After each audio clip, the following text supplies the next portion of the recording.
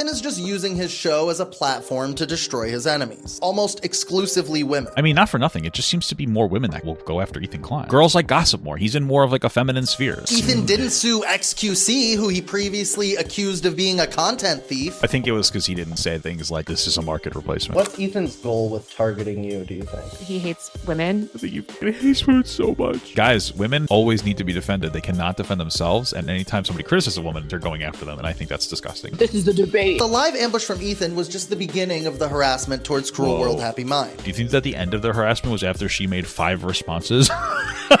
When it comes to Ethan Klein, how much can you milk a lolcow? Lolcows are unaware people that are basically defenseless. This whole video is like Ethan Klein is the most dangerous person online. Which one is it? Do you have a problem with Taylor Lorenz, whose sole purpose is to lambast my declining mental health? Why are you talking to people who don't like you about your mental health? Ryan Beard, iDubbbz, Hassan. Like, how many times do you have to get hit with the same thing before you're like, you know what, let me just cut ties before this escalates?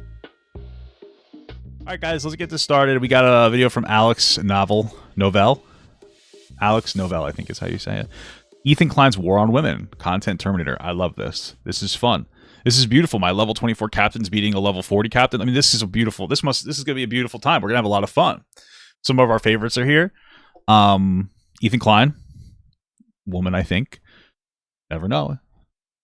Taylor Lorenz, beautiful. Frogan, beautiful. Cruel World Happy Mind, beautiful. Denim's beautiful. Unfortunately, we don't have a Casey on there. That's really unfortunate. I feel like we're missing out on that representation. Maybe it's because she sold out and admitted fault to Ethan Klein to protect herself. I don't know. You know, some say that she was bullied into it. Others say she didn't do a very transformative reaction. And even explicitly said that she wanted to watch the video maliciously to take views away from Ethan. Me personally, I think Ethan hates women. I don't know. I'm just fucking around. Anyway, let's just watch this, dude. I'm curious about it. Maybe it'll have some good criticism. I don't know. It's something to be fun about. I know Ethan's on vacation soon. This came out just before his vacation. This usually is a time of year for Ethan Klein hit pieces. Although we've had a lot of them all year. It's been a fun time. It's been a fun time. Let's go. Can't wait to watch. Now look at this fucking vile pig. What's happening? Fucking demon, dude. That's terrible. That's terrible. I love Taylor Lorenz. We need to exterminate him. We don't believe in extermination, but let's just move him somewhere else. This is terrible. I do not condone this.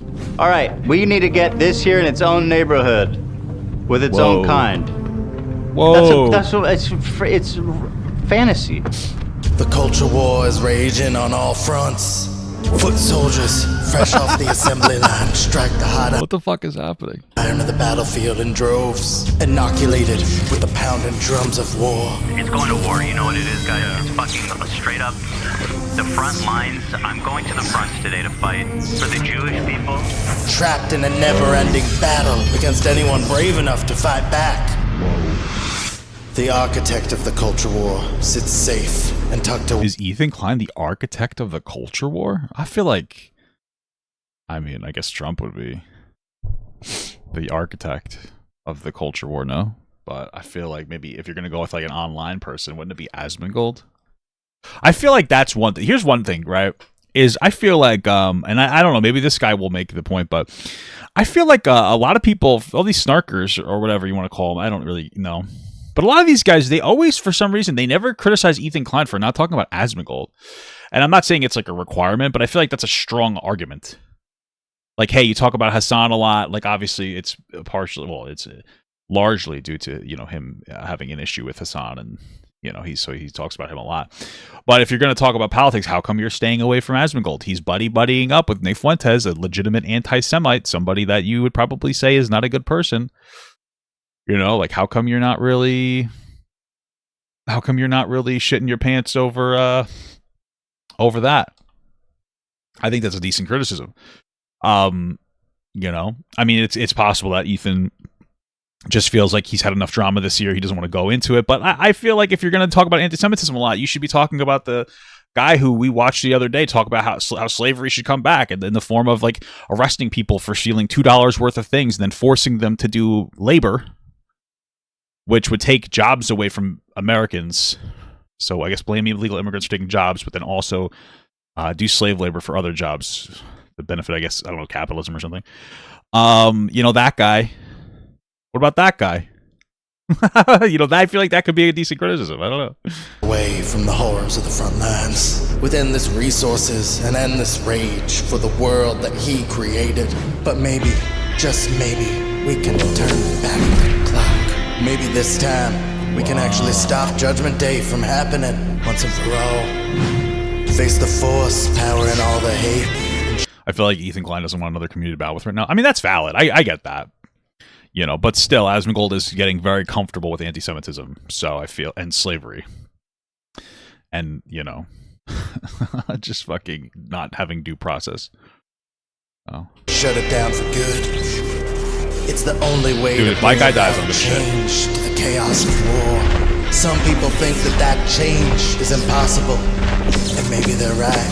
Because if I know one thing, it's that culture war never changes. Whoa.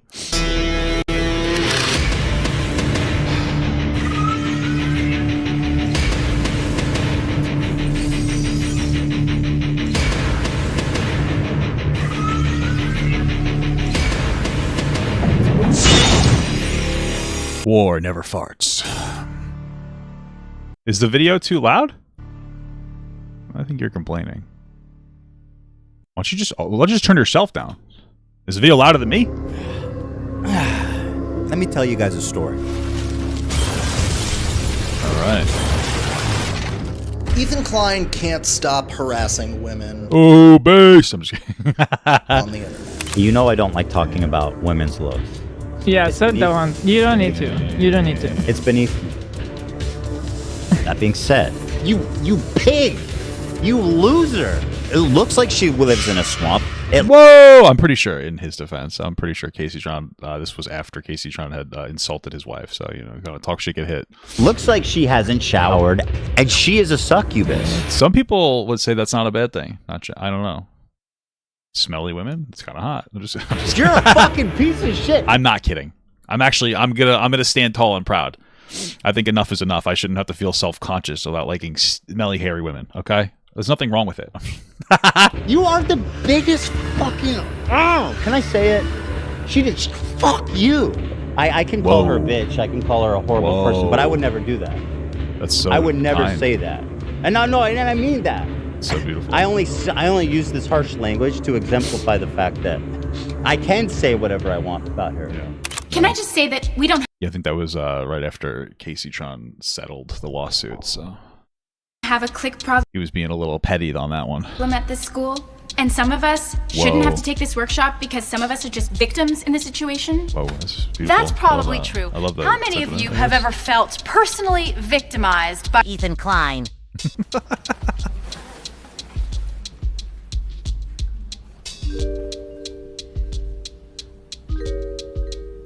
Whether he's victimizing himself about anti-Semitism or Whoa, victimizing himself, dude. What the frick? those dreaded snarkers, Ethan has spent the last 2 years honing his blade of victimhood and I like that. using it to strike down any woman who dares to criticize him. Well, in his defense, he goes after men too. You know, like had a very big. I don't know if you know this. He had a pretty big thing with Ethan Klein. I'm just saying, dude. Insane. And he did go after iDubbbz too, right? So I think that's. So I think it's just something to keep in mind. You know, I think it's something to keep in mind about Ethan Klein. Harassment and defamation campaign that you. Some people say he went after me when he didn't respond to me about my soup party, but I didn't say that. That's what other people have been saying, that like he's went after me over that as well. Went after Ryan Beard over the Cheddar Pup situation. Cannot recruit. What the fuck? Been sucked into. And while you are trying to be this fair arbiter of truth and research, you are repeating straight up fucking lies as part of a Whoa. Why is his cheek so rosy? anti-Semitic hate campaign. And I'm not saying she is yet. You may. And you're saying swastika hilt. Whoa. It Well, that was obviously meant to antagonize Ethan, the whole swastika thing. It was obviously there for that. Not make me feel uncomfortable. No, you're insane. You're insane. And You're what, in pain. 3 million people watched that, and nobody who supports him thought that that was a little fucking nuts, a little fucked up to tell that. It's just like these people don't give a fuck. I mean, it's kind of disillusioning where it's like, do these people care about this at all, about anyone? But that blade of victimhood cuts both ways, as both his YouTube channels are bleeding subscribers. Whoa, maybe. I don't think that it's the victimhood thing. Honestly, I think that it's because Ethan talks about it a little too much for his own audience. And I think that the drama sometimes gets like a little bit too much for people to want to like handle. I mean, I love it because I make money from like reacting to it. But, you know, I mean, timeline from what I remember, maybe, you know, some say I have a perfect memory. Elephant never forgets. That's what they say. It's kind of rude, honestly, that they say that. But I remember, you know, him and Ethan Klein, they kind of had their falling out, sad stuff. Ethan Klein and Hassan, I don't know if I said that explicitly. Hassan Parker, of course. And, you know, it's because Hassan didn't really seem to care too much about, you know, telling his community to chill back, moderating his Reddit and whatnot when they're calling Ethan a baby killer right after, you know, October 7th. And that's a whole contentious thing. And, you know, after that, I think that there were definitely some snarkers. Frogan, for instance. This all really actually happened because Ethan unfollowed Frogan, isn't that crazy?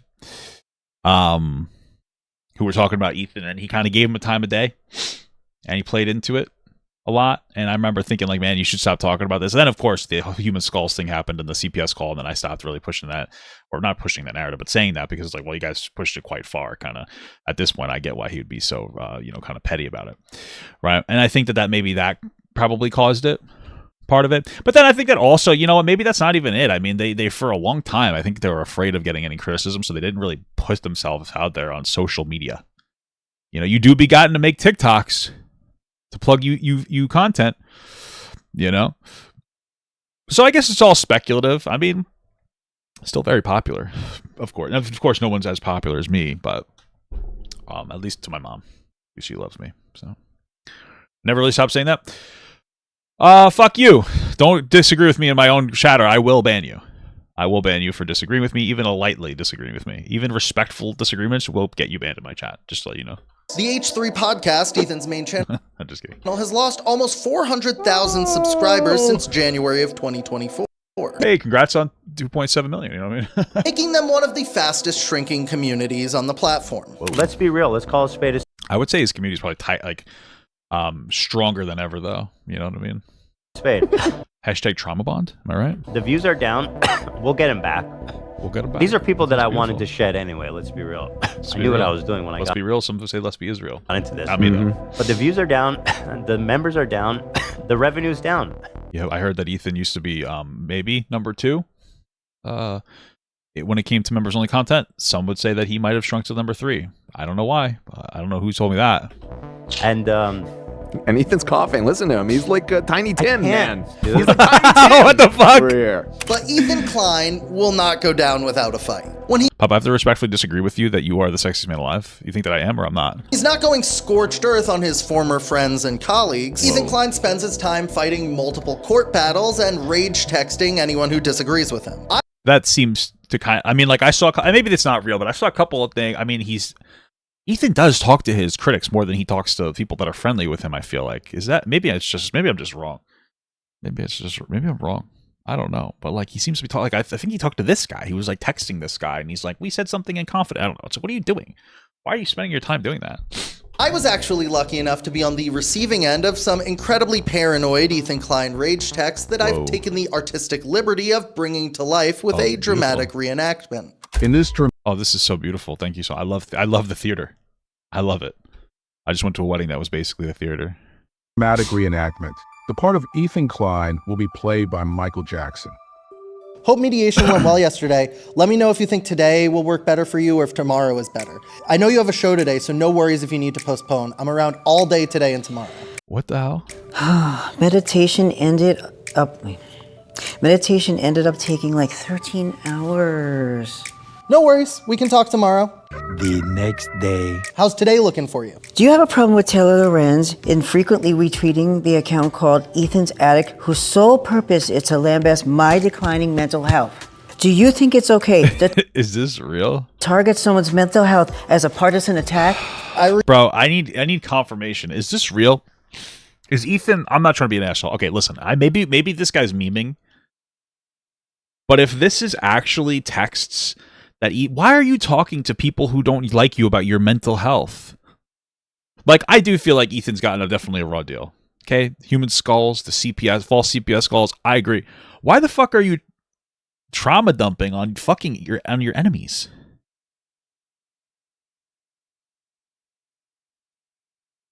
I don't know. Seems kind of ridiculous. It seems like just not the play. It's not, oh, this isn't real, it's Palestine. Hey, free it up. Frankly, make it more expensive. Maybe some people wouldn't want it. I don't know. Even if this is real, why don't you talk to people that are actually like friendly to you instead of fucking people who don't like you? Or maybe was this guy nice to you? Like, I don't understand. Maybe he thought this guy was a friend. I don't know. Maybe you should just respond to about my fucking soup party. I told you all the wonderful soups we had. Oh, you can't respond to that. Do you want to trauma dump on some fucking guy that looks like he might do a Columbine 2.0? I don't know. Some people would say that's a little strange. I'm just kidding. Don't fucking message me, you son of a bitch. Don't fucking... All right, let's see what this is. Retweeted him for sharing my video. I'm a small creator. I was retweeting him for sharing my video. I'm a small creator. Retweets do not equal. Okay. Who is he talking about? Is happy and normal. Oh, I don't know. What's happening here? What? As a partisan attack? I retweeted him for... Oh. I think it's okay. The target's sole purpose is to lambast... Do you have a problem with how it was regularly? Oh, because... Okay. Partisan attack? I retweeted him for sharing my video. Who the fuck are we talking about?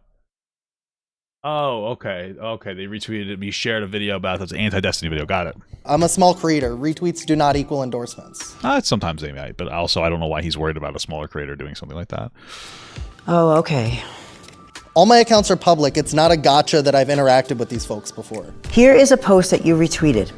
That jacket is fitting because Ethan Klein is now just a locale. Oh, because it looks like the locale live stuff. Dude, I really don't understand why Ethan feels like he has to defend himself against like small creators like this. I don't get it. Or like, is this not like the Streisand effect, kind of? Like, he's not trying to suppress this person, but like, what are you interacting with this for? Is this really like the best use of your fucking time? It doesn't make any fucking sense to me, dude. It's just so stupid to me. Do you think I'm a locale? I think he has always been kind of this way. So I have been watching... Whoa, this journalist, Stephen Assarch, that's fucking hot as hell, dude. Let me see that shit bounce, boy! H3H3 since the beginning. I remember my first article about H3 is in like 2018. That's awesome. I think is when I first started writing about him in Newsweek. And Oh, I've always found his content fascinating, but it's evolved so much over time. He's starting to get more and more paranoid. Ethan Klein has become more siloed off, and I don't think he even leaves the house anymore, except... Yeah, I don't think so either. But again, like, he's received quite a bit of harassment with the whole human skull thing, and I can understand why he might want to not leave his house. I get it. I get that. I understand why. To go to the podcast. He's kind of scared of everything. That's why he's like siloed himself off in this $1 million mansion. And I think over time, that problem has only gotten worse. Ethan Klein is actually... I think it's fine to talk about how like Ethan Klein has been isolated a little bit, but I also think it's one of those things where you should probably bring up the context of it, or else it's a little dishonest. No. In a state of psychosis. Yeah. I think part of what's it feels maddening. Feels like gaslighting, like crazy making. Like it's so frustrating to look at all these super woke people. Whoa, super woke.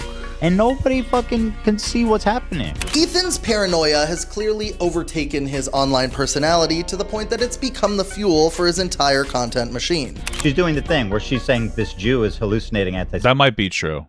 Here's the thing, because this is the thing. Usually, I don't know, this probably is not going to be a productive video, but like that might be true. It doesn't mean that his paranoia is not unjustified. I mean, it seems like every single time this guy has a fucking friendship, the person like snakes him. I totally understand that. You know, he was very nice to iDubbbz, and I think that, you know, that was really shitty. I think iDubbbz was the worst, frankly. I think that's really shitty. I totally understand that. But like, it does seem like he has maybe an unhealthy relationship with his negative feelings, if that makes sense, man. I mean, it's rough. You know, I think that there might be a level of truth to that. So he's tricked his audience into thinking there's anti-Semitism, and he's making them paranoid. And it's actually totally fucking insane.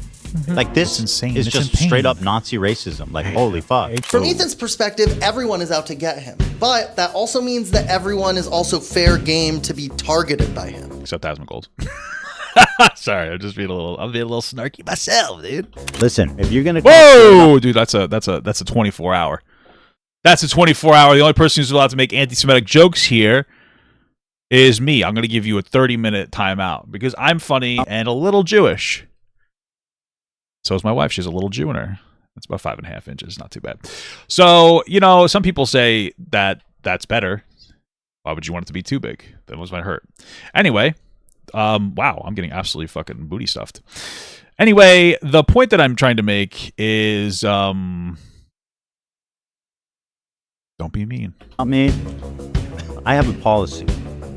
This goes for everybody. I don't give a fuck how small of a creator you are. Damn. If you talk shit, you're fair game. And if you can't deal with it, then don't make the fucking video. So true. Welcome to online. I love that. I think that that's totally valid. I do also think that, like, from a brand perspective, associating and like giving attention to some of these smaller creators may not necessarily be the play.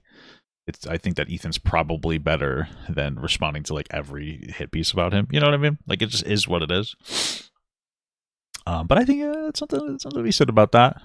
You know, because when you're as big as Ethan Klein, like, you're going to always, it doesn't matter how right you are about anything, you're always going to have like snark on your ass. You know, like, people criticize everybody that's a large creator. So, whoa.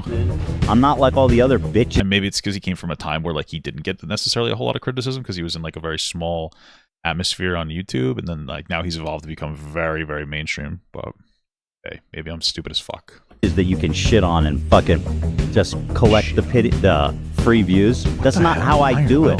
Okay. Ethan's quite successfully turned the word snarker into a catch-all term for anyone who criticizes him. Snark needs to start being used as a pejorative. Like, that needs to be a slur. Whoa! Don't say that, dude. I don't like slurs at all. Snarker, that's like a straight up like racial slur. But then we don't not want to say it. Right. No, you can say it, but it's like, you can... It's a slur, but you can say that one. Say it. Not if it's a racial slur. He's always had hate SEO. Well, yeah, but that's not in like the Ethan Klein days. That's like, or that's not, I'm talking about like the production days versus the podcast days. If that makes sense. Does that make sense? I don't know. Maybe I'm wrong, but probably not. I'm always right about everything. Let's just be real, guys. Come on. It's genius, really. He doesn't have to address any criticism. He can just say that every person criticizing him is part of a deranged snarker hate mob. Well, I mean, in his defense, he does address the criticisms. So I don't think that that's necessarily a fair thing to say. You are so dumb. Whoa! Yeah, this alleged harassment campaign. Thanks to Content Crash Out, the most deranged and also snark subreddit, for giving me all the information I ever needed about Ethan. It didn't invite speculation from anyone. I mean, Cruel World Happy Minds video was fucking atrociously bad. Also, she's not very smart at all. It's actually frankly shameful. I don't even really know why she makes content outside of like, you know, whatever, you know, internet drama bullshit.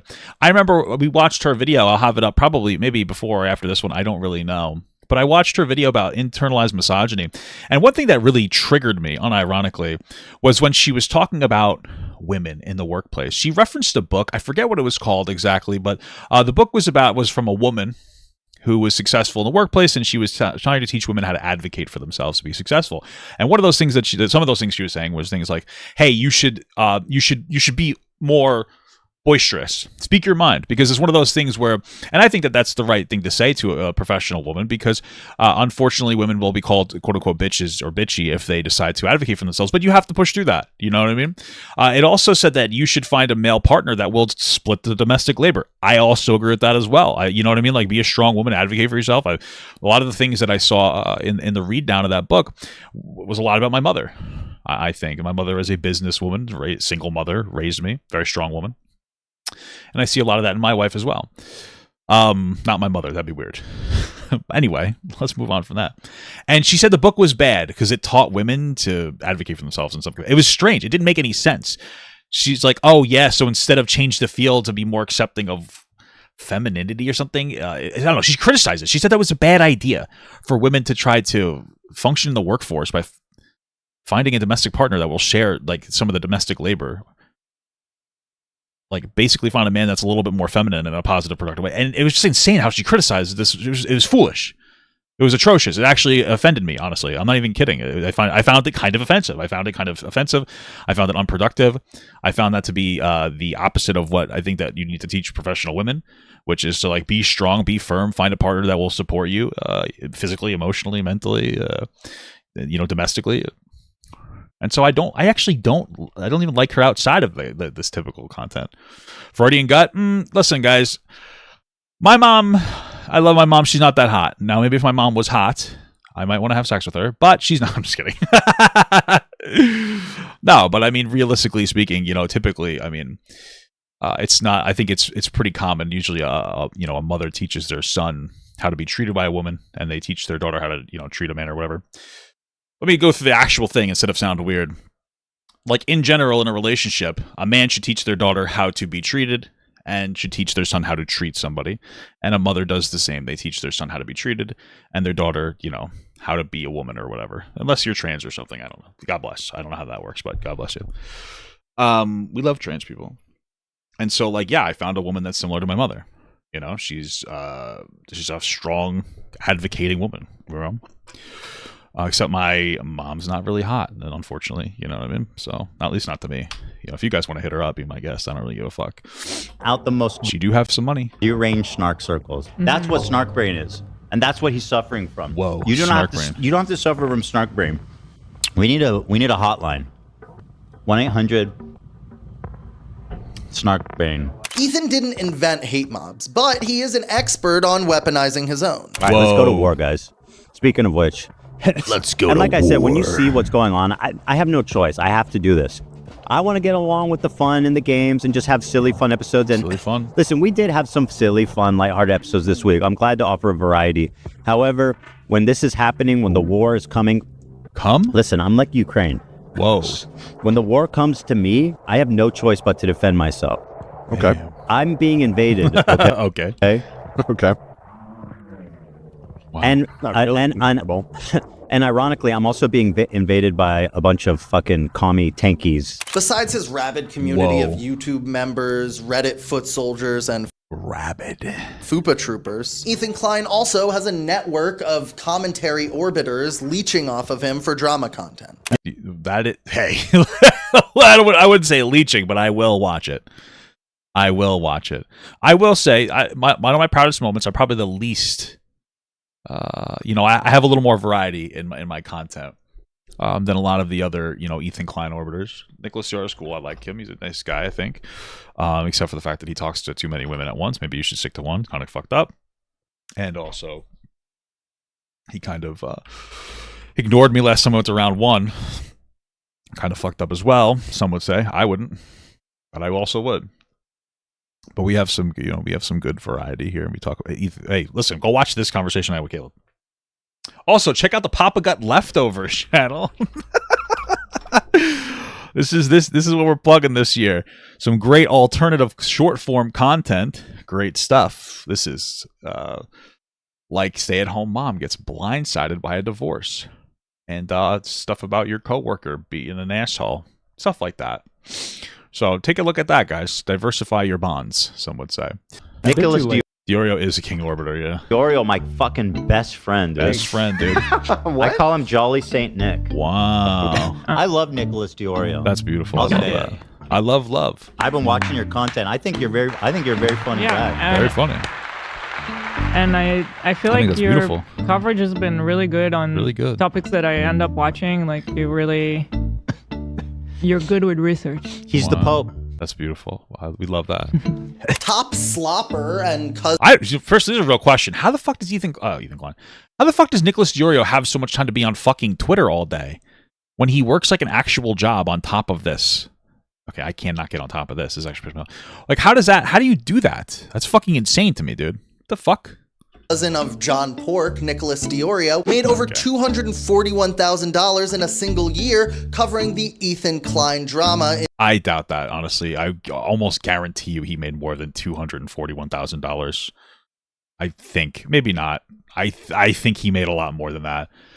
I doubt because his views are like much better than mine on YouTube, which is like, honestly, where it matters. And I'm going to do well this year, but maybe, one day I go with 33K. I feel like he's made more than that. I feel like this is a low estimation, honestly. Maybe I'm wrong though, but okay. in his classic VTuber slop format. We love it. This is why I respect this guy. It is a VTuber. That's true. It's funny. Stands on fucking business. That's what he's doing right now. Stands on business, baby. It could have been so easy to just maintain a friendship with Hassan and just flow through, cashing in the money from these fucking freaks. Should have done it, dude. But instead, he's doing this, and I respect him endlessly for it. For years, Ethan's content was about goofing on people. But if you tune into the H3 podcast today, Ethan is just using his show as a platform to destroy his enemies. And who does isn't that what goofing on people is, though? Isn't he kind of still goofing on people by that logic? he choose to I guess he'd be having some more fun. Oh, we do be having fun. destroy? Well, lately, it's almost exclusively women. Ethan Klein claims, except for iDubbbz, of course. That one's not a woman. he will never be done Not, but okay. harassing iDubbbz and his wife, and he said, that's not what I said. And if that is what I said, if I did say that, then you guys still deserve it. And by the way, you can never accuse me of harassing them after what they did. I can never harass them, no matter what I say. I mean, not for nothing. It just seems to be more women that will go after Ethan Klein, which makes sense to me. Ethan Klein is in the fucking petty girl sphere. Like, let's be real, girls like drama and gossip more than guys do. So, like, Ethan, are you kidding me, dude? Okay, it doesn't matter. Anyway, what were we talking about? Girls like gossip more. He's in more of like a feminine sphere. There's nothing wrong with that. So that makes sense why he would have more girl talk. No matter what I do, it will never qualify as harassment because what they did that launched this. So true, King. Also, not for nothing, the guys seem to disengage more quickly. I mean, let's think about it. Let's see if we can do this here. Hold on a second. I have terrible penmanship, but we're gonna do this anyway. We'll put over here. This will be the boy list. Wow, that's incredible. And this will be the girl list. And we'll go through, maybe this year from what we remember of the people that Ethan Klein has been beefing with, okay? So obviously on the boy list, we got Hassan Parker. We'll just put it Hassan. That's fucking incredible. Wow. We have iDub. That's not the right letter. iDub. Bubs. This is beautiful. Holy shit. Anyway, iDubbbz. Then we have Denim. Pant. Denims.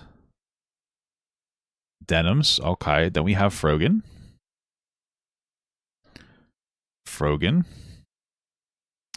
Then we have Caseytron. Wow, that's a K. Wow. Caseytron. Okay. Then we have Cruel World Happy Mind. All right, we're getting there. Let's see, what else do we have? We're going to scroll through here. We'll just kind of go into people he's been beefing with more than just people he's been calling out, I guess. I mean, you could consider Ludwig and Cutie Cinderella, but we're going to skip that because I wouldn't say that's meaningful beef. Oh, Taylor Lorenz, that's a good one.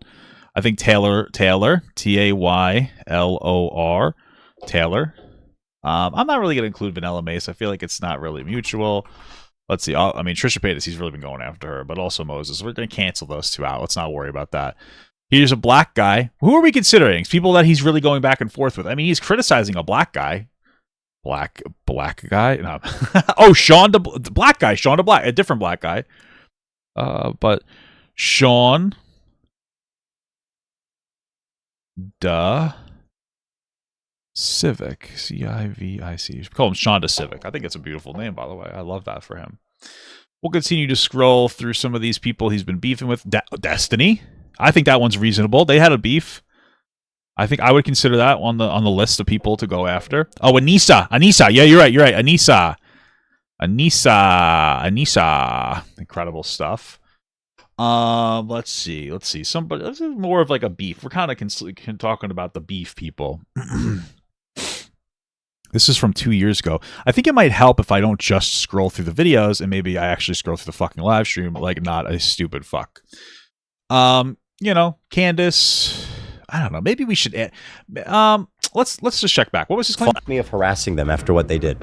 I can his wife and destroy his enemies. The H3 podcast today, Ethan is just using his show as a platform to destroy his enemies. And who does he choose to destroy? Well, lately it's almost exclusively women. We'll put Trisha Paytas on the list. Okay, we're gonna put Trisha on the list. I mean, it doesn't mean they don't deserve to have criticism. But we'll put her on the list. He talks about her more. I wouldn't really consider James Charles. He talks about Trisha frequently. I feel like it's going to be frequent. I'm deciding in real time what I consider worthy of going on the list. Just to be clear, I am the arbiter I am the arbiter of this. He criticized Miskiff, but it's not really this big back and forth. You know what I mean? I'm doing more of like, back and forth consistence. But I will say that just kind of going through here, that like the list is a little more. I mean, I think that there's guys on there. There do be dudes on there. Oh, I think Ryan Beard. They had a beef too. Ryan Beard. Ryan Beard. I think that's a reasonable one to use. Vosh, it wasn't really a back and forth. There are a lot of people he's been criticizing though that are more than just Adam Mack. I think Adam McIntyre can make the list. I think that we could do Adam Mack. McIntyre. Is it McIntyre or Tier? I don't care. This is great. Yeah. Okay, Matt Lieb. Who's Matt Lieb? No fucking clue who this guy is. I'm not going to add him to the list, but I will add Millhouse because I remember him. Millhouse. Oh, that's it. You know, I'm not just trying to add any name on there. I'm trying to be correct. Sam Cedar. I don't think their back and forth was too huge. We're still. I mean, okay. I think that it really. Here's the thing, because frankly, I'm getting tired of this bit. It seems like more than anything else, I'd say that the girls engage with it more than the guys. Noah Sampson, that's true. Noah Sam. I'm tired of writing. That's just pissing me off. I think that the girls go back and forth more. Mike from PA. Yeah, true. PA. Okay, actually, it seems like there's more guys. Here's the thing. It seems like when it comes down to it, the girl... Oh, dude, fucking... the inbred guy. Who the fuck is that? Oh, my God. Who's the guy? Who's that guy?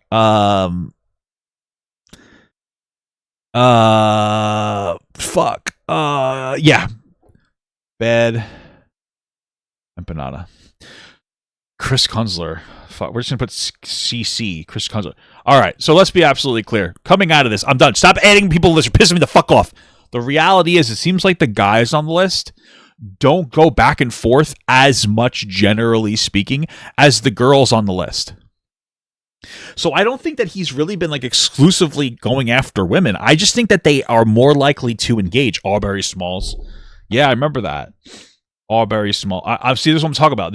I think it's more men than women. The women they go back and forth. And I don't know why. I don't know why. Maybe it's the patriarchy. Maybe these women are... I mean, Trisha doesn't actually go back and forth. But maybe these women feel like they have to go back and forth with Ethan because, they just feel like they have to. Most of these women are connected to these men in some way. Denims is connected to Hassan. She's a smaller creator. Maybe she feels like she needs the money. Frogan, same thing. Casey Tron connected to Hassan. Cruel World Happy Mind, no friends. Taylor Lorenz connected to Hassan.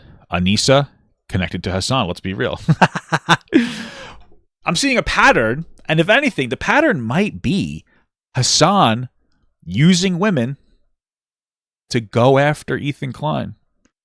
Although he's also used iDubbbz, maybe Shonda Civic, Bad Empanada. Oh wait, it just seems like Hassan is sending a bunch. So yeah, I don't think that there's like some special thing. Oh, I forgot Benjamin Netanyahu. Thank you. So yeah, I don't think that it's really him going after women. I don't know. He's just interacting back with them. He's treating them like people. I think that's beautiful. Ethan Klein claims he will never be done harassing iDubbbz and his wife, and he said, that's not what I said. Whoa. And if that is what I said, if I did say that, then you guys still deserve it. And by the way, you can never accuse me of harassing them after what they did. I can never harass them. No matter what I say, no matter what I do, it will never qualify as harassment because what they did. I think it's a little valid. I mean, it's pretty shitty. They kind of snaked him. I mean, he was really a driving force of their advertisement for their creator clash, and they kind of snaked him, man. So I think that's valid. Watch this. Fuck them both forever. Whoa. If you're afraid that everyone you meet is going to come after you. Well, they did kind of. Oh. Like, what does that do to a person? It makes you into a perpetual victim. It's always about, I am the, Wait, I am the victim. I am the one at fault. You are bullying me. though I am bigger, though I am more aggressive, though I speak in hyperbole about. Well, then why go after somebody that's bigger and more aggressive? Like, why make it a point to go after them if you're so afraid of them? That doesn't make any sense. Like, if you were so afraid of him for being a bigger creator, why would you like continuously go after him? Wouldn't that be like stupid? Wouldn't you be like, oh, maybe I should stay away from him because he's a spooky guy? No? About how these people are the most awful things on the planet, which again is also kind of part of the Ethan Klein brand. Whoa. Is that everyone else attacking me is okay to attack, but if you attack me, that is considered unacceptable, and my audience should know about that. It is, I can do whatever I want. I feel like I can attack anyone I want. But if I give that Did he really say this? same response back, then you deserve no sympathy. There's certain lines you... I feel like IDub started it, though. I don't understand. What do you mean? You cross, and you cross it with the wrong people, and that's what you did. Just wait. This is pretty cool. Hold on a second. He's giving me like the Daredevil dog meme energy. Just wait. Okay? I can't wait for videos crying. Ethan's suing me. Ethan's stalking me. Ethan's all this. Stalking me. Yup! I'm doing all that. I'll see you soon. I'll see you soon. Ethan didn't sue XQC, who he previously accused of being a content thief. True. I think it was because he didn't say things like this is a market replacement. I think that's pretty clear at this point. No, you still are a content thief, in my opinion. Take it back. No, why would I take it back? Because if you're gonna reel it back and say, I just said that wasn't a good analytical point. I still think you're a content thief. He went for women in the commentary space, smaller creators that he could bury in legal fees and bully into hostage-style apologies. That's probably not true. Again, I think that it's been made kind of clear at this point that he kind of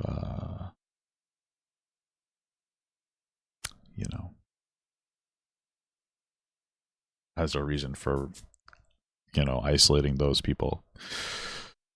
So it's just one of those things where it's like, it gets a little boring when you guys won't meet the argument. That's what I think gets really boring. It's one, make a point. I'll try to come up with a good point for you. I don't know. Just meet the argument that he made. Or I don't know. Or maybe qualify it better. Be like, well, I don't know. What am I supposed to do? Make your fucking arguments for you? Because you have a better argument. It just doesn't make any sense to me. There's so many people, in my opinion, that owe me an apology. In my opinion, that I'm honestly not. I'm not complaining about any of the ones I get. Ethan Klein's long-running struggle with his ingrained misogyny has gotten him into a few controversies over the years. But nowadays, his show has morphed into almost exclusively misogynistic rants about women who have criticized his rhetoric. Is he supposed to just not go after them? Wouldn't that be like a bigotry of low expectations to not go after the girls that go after him, right? Yeah, and I'm not here to criticize anyone's I'm not either, but like stuff. But like, if you're gonna get on camera like this, whoa! Like, how dare you? She had a fucking meltdown. I'll tell you that. Sit there and moralize and theorize and LARP like a fucking mental health professional of any kind. You don't know anything. That's valid criticism against Cruel World Happy Farts. That's actually valid as fuck. I have to admit, I slipped up the other day. Kinda is. I called Taylor Lorenz the I love it. Whoa! I regret saying that. I don't like using the You have to, but like you woman. reserve it for the special case. That's so mean. You can't call people the B word, guys. Unless it's beautiful. I think Taylor Lorenz is beautiful. I think she's aged very well. She's a very handsome 40-year-old woman. I think that's a beautiful thing. But yeah, sometimes it really... As far as other male content creators, I feel like I've come a long way in terms of like not using that word in a misogynistic way, right? I almost phase it out entirely. I can call her a bitch, I can call her a horrible person, but I would never do that. Denims is a dumb fucking bitch. Yeah, She's well, I mean, in his defense, she was just watching, Bad Empanada to talk about how there was poop all over the house, which is obviously not true. I've been to the house. He just didn't know I was there. So. A fucking bitch. His fans, I couldn't help but the whole time feel like, shut up, bitch! The way that I felt. Hey. That was The Rock. By the way, did you guys hear that Mick Foley decided to disconnect from the WWE because they're too close to Trump? I think that's beautiful, by the way. I love Mick Foley. I've always loved Mick Foley.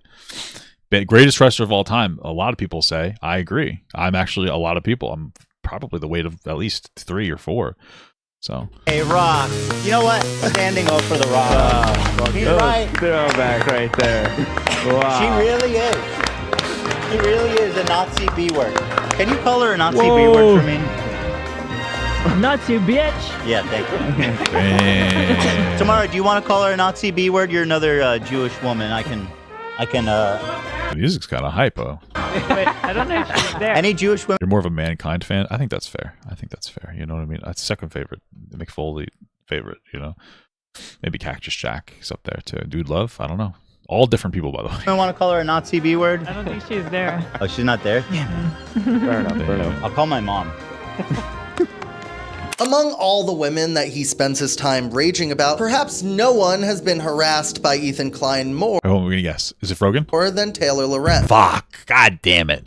Taylor Lorenz is a slop artist. She jumps into the slop hard as fuck, so I don't really have any sympathy for her at all. Lorenz, brief update on my best friend, my favorite girl, Taylor Lorenz. Taylor Lorenz was accusing me of being a misogynist. Whoa.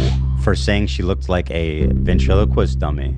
Okay. But here she is making fun of my small feet, trying to demasculate me. Yeah, you saw terrible. Taylor Lorenz there, eh? I saw. That's terrible. Although I think that she's right about that. My understanding, because like obviously I know people who've like visited Ethan and stuff and gone on the live and everything, and my understanding is Ethan does confirmed. This is confirmed. He does set the other people's chairs lower than his, so that he appears taller, and he does have small feet. They apparently swing off of like the chair because he sets his higher a little too high. His feet, it's I think bad for your back. I think you plant your feet in the ground, it's a little bit better for your back. That's neither here nor there, though. It's kind of irrelevant. So that might be true. There might be a level of truth to that. And a bunch of other people. You said she was looking real sour. Yeah. Nobody probably wants to be friends with her because they're afraid she's gonna write down what they misrepresent, some weird shit, and write an article about them. She was yucking it up with some people. It looks like she had. I think my favorite thing about Taylor was that one hit piece she made on like whatever Democratic money thing there was. And she was like, "Look at all the Democrats doing this. Isn't it terrible?" But like barely criticizing conservatives for doing it more. I hate that fucking I hate that culture war shit where like I hate like how toxic the infighting gets. It's good that it's happening in MAGA now, so that's a good thing. Like yucky and head up. What's Ethan's goal with targeting you, do you think? I think he hates women. I think he fucking hates women so much. In a lot of ways. A lot of ways. But I think it's the Hassan thing Hassan, too. Like I think that it's about me. Like, listen, I need you guys to understand something. Ethan is petty as fuck. It's not about you, Taylor. You're just a person. Ethan hates Hassan, so he's gonna like make fun of you. And part is because you love Hassan. You're fucking obsessed. I think you're fucking dripping. If you can, I don't even know. I don't know what happens as you get older. Personally, I don't know. Personally, that's just a scientific conversation. I'm not really equipped to have it. I'm not a scientist. I've commented on science before. Maybe Taylor makes that. Maybe she would think I'm a scientist. She's commented on journalist stuff before. I think she might have been fired. I don't really know if that's true. And she might have gotten lots of criticisms for not doing a great job. But I mean, she did something close to journalism. I coughed before, so maybe I am a doctor. I don't know. But it's really not about you, Taylor. You're jumping into the slop heap. I don't know why somebody that claims to be a journalist would want to jump into the slop. Personally, it doesn't really make any sense to me. I don't really get it. It's very strange behavior to me, but I don't know. This is a rough pause. She looks like she's upset because they asked her to go home early from the girls' sleepover. And she was just maybe kind of smelly. But also, I think they were just jealous, frankly, that she smelled too good. So I'm a progressive woman, like in Hassan's like broader internet circle. She's a broader internet circle. She's really trying to insert herself into Hassan, or maybe the other way around. I don't know. And I think he's a bigot who doesn't, he doesn't like progressive women. Wow. I've known Taylor personally for. Isn't like every woman on his show more progressive than him? That's crazy. He bullied Olivia off the show, dude. Oh my God. Some people do say she is too woke, though, Alex of Fiction. For many years. And Taylor has always kind of been a target of right-wing harassment campaigns. So Taylor responds. And she tries so hard to just criticize other Democrats more than people on the right. Isn't that so terrible? So fucking pick me, dude. These people. And they're not picking her. This is fucked up. It's worse than when they didn't pick me for dodgeball because I was such a big guy, big target. They didn't know I could catch You know, and that is what they want out of an enemy. It's true. They want someone King. who will keep engaging and will keep creating content for them. Yeah, that is, yeah, okay. Did you know that content creators want to make content? That's what you guys want. That's one of the things, though, is that these people make money off of Ethan responding as well. Like I just said it before, I like the financial incentive of you guys constantly making videos about it. But like, you guys go after Ethan because he'll go after you back, and you'll be able to get a hit. Like we're all part of the fucking slop cycle here, and I think it's rather silly and disingenuous to like insinuate otherwise. We're all participating in this. All of us could just not be doing this. Like we're doing it to ourselves. But like there is right now there's like an active financial incentive like pipeline of fucking either criticizing or defending Ethan. Personally, I would criticize him actually this video I think is I probably am the most critical Ethan pro Ethan orbiter out there. But like there's a cycle. I just want to just to establish that I obviously don't just agree with him for money, but I do love the money. But there's plenty of room to disagree with him for money too. There's lots of everything, man. There's lots of shit. But we're all part of it. Ethan keeps going, and then Taylor responds, which he has every right to do. Why doesn't he have a right to? But it keeps the content mill running over and over and over. So tricky. I think when it comes to like Ethan's, Ethan definitely, I believe, having spoken to a lot of the women he's gone after. Women always need to be defended. They cannot defend themselves. And anytime somebody criticizes a woman, they're going after them. And I think that's disgusting, personally. I love women a lot. They're my favorite. He definitely goes after women a lot. Like it's undeniable at this point. Ethan, I think the word criticize women maybe a lot would be a little more fitting. But hey, you know what? I'm not a journalist. I don't really know how to talk. Actually, I'm a babbling child. Klein's obsession with Taylor Lorenz runs deep. My whole criticism is he should ignore the haters. Also, that he is short. That's also another criticism I have. It's not really my whole criticism of him, but kind of it is. I mean, if you really wanted to boil it down, yeah, I think his show is better than fucking constantly talking about fucking people that don't like him. Yes, I agree with that. I agree with it because I said it. Between the hundreds of Instagram stories. But again, I love it. Look what we get to do now. This is all part of the Ethan keeps responding to people. So now we get another fucking great, holiday hit piece, and boom, bada bing. And podcast callouts. It's clear that Ethan Klein is using his platform to try to destroy Taylor's professional reputation. Using his platform.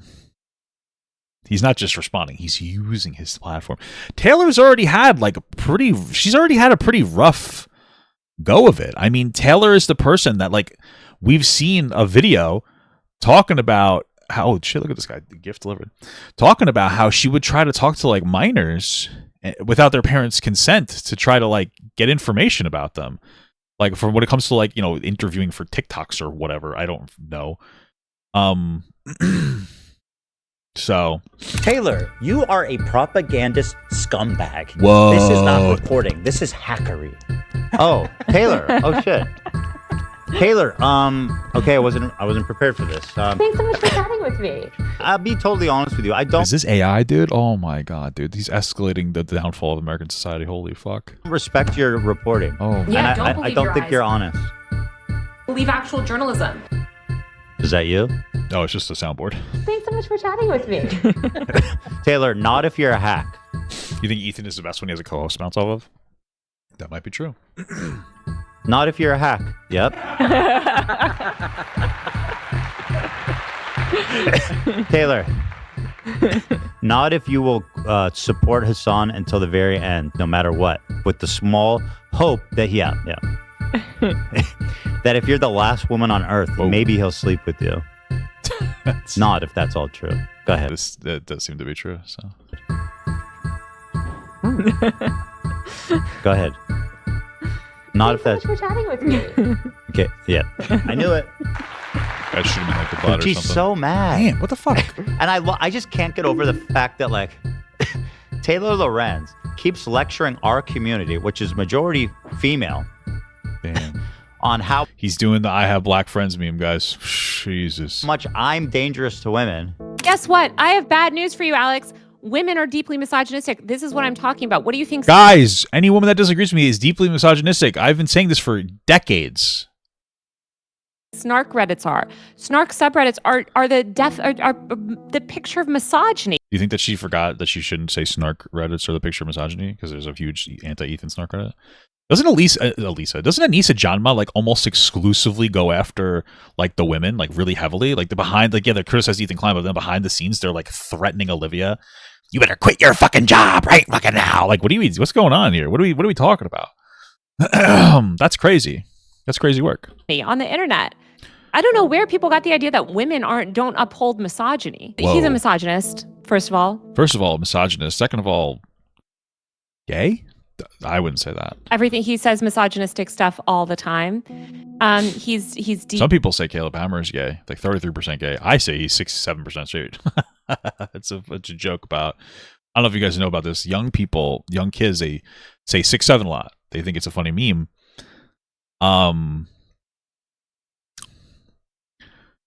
I think it comes from a game like 7-Up. Remember we used to play that in school?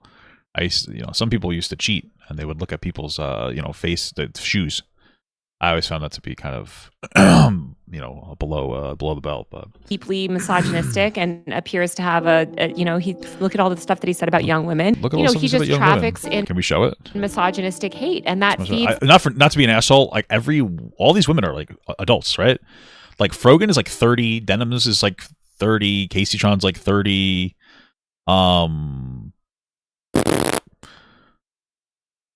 What?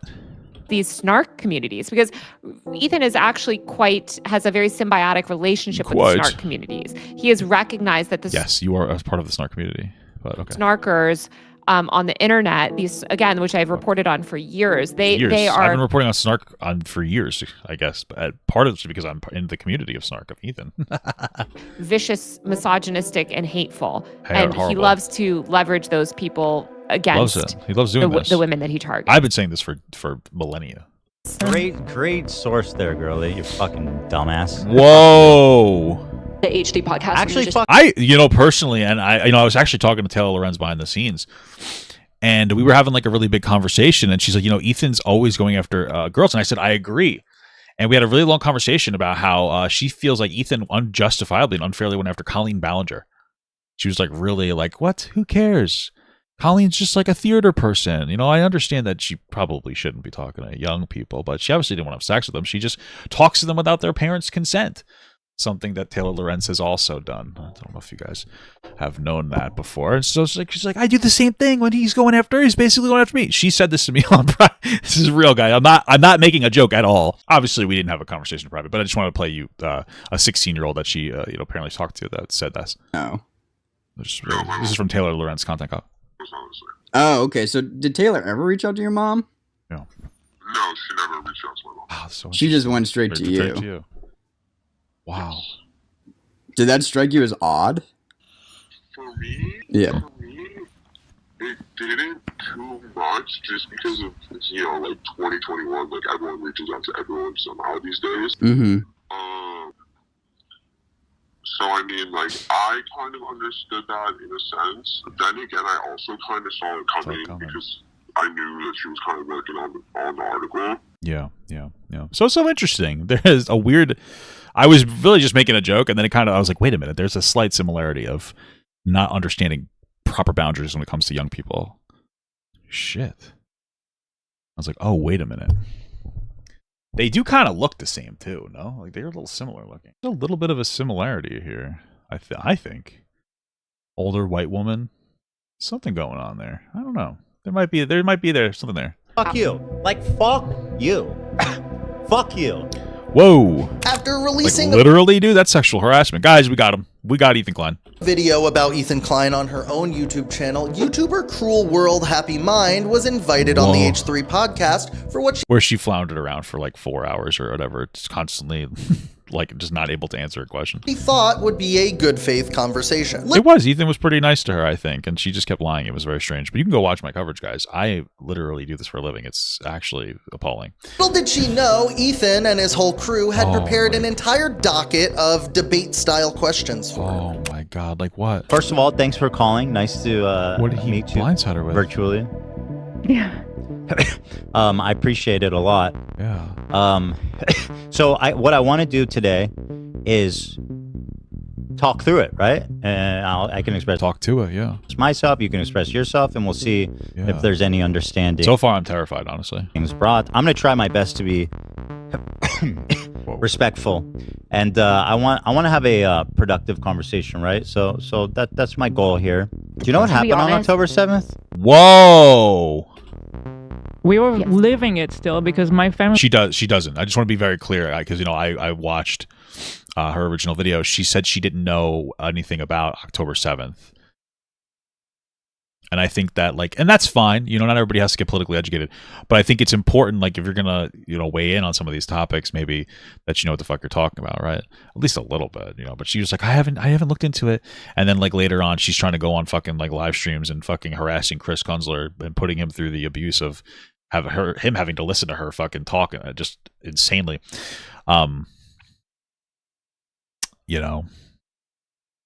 About how she learned a bunch of things but kind of pretended that she knew it all along, you know what I mean? You know how that is. You know how it is. Family lives there. Do you think Hamas was do you think Hamas are terrorists? Guys. Do you think I'm dressed like a pedophile? I don't understand. That one makes sense because she's insinuated she was a pedophile for having kids stuff in her room. And I just want to show you though, because in World Happy Month's defense, Hila was giving some childish vibes here. Let me just show you the picture. This is obviously Hila Klein, and you can see the room is littered with child toys. There's a child bunny here, and I think it's a mushroom over here. I'm not 100% sure. There's a mushroom there. There's a lot of kids stuff. A lot over here. A lot of child's things here. So I could see why Cruel World Happy Mind would kind of question that if this person who apparently loves child's toys, if maybe there's something interesting about them. I can understand that one. And what is your point? Seeing, your past Reddit accounts, seeing the sort of jokes that you would continually make about pedophilia, seeing all of that and your closeness with the brand, I was kind of essentially, that association, Did you guys see that? Did you guys see what you just did? Did you see what you just did? I was kind of essentially, that association. Did you just see what she just did? I think she's trying to groom children. Look at this. Look what she does. I'm going to show you exactly what we're going to do it together. Brand. I was kind of essentially, that association. 6'7", dude. She's trying to go after kids. That's what that's crazy. Any adult who uses the 6'7" meme is a threat to society, I think. Okay. Personally, I think 6'7". I think that's a beautiful thing. Make a lot of jokes about pedophilia. I mean, I acknowledge I had that old account that's 15 years old and stuff. But what if Ethan just turned around and said jokes? I was being serious. That would be crazy. Do I make jokes about pedophilia? I don't think so. That's not a frequent topic. I mean, I talk about Michael Jackson. That's true. Yeah. Michael Jackson, I make Michael Jackson jokes. What do you think about people who make jokes about Michael? I don't know. This is funny though. This weird Michael Jackson bit was funny. I will say, despite the fact that this guy is clearly a snarker, he's funny. This Michael Jackson bit's funny. I feel like that's always important when you're trying to do stuff like this. It's just funny. I mean, I don't know what else to tell you. It's silly. It's just silly goosery. I think it's cruel. I think it's cruel because I think also it's cruel to do that to somebody who's passed away. That's so true. The fact that I also agree. I think it's disgusting when people mock people who passed away. I don't think it should ever be done. Ever. Ever. We should never mock the death of anybody, ever. I think it's disgusting rhetoric, and I think it needs to stop. Forever. I think it needs to stop. So, also, Michael Jackson did sleep, not sexually, but with kids, which is strange. So that he's been attacked after death is just afterwards such a sad thing. What do you think Michael would have thought about Ethan?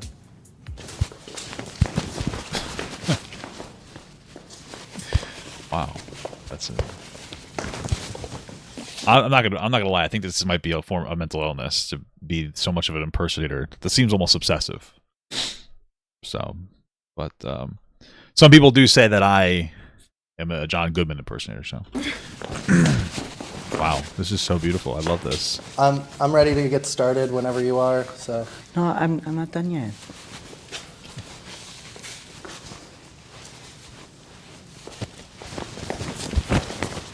Wow.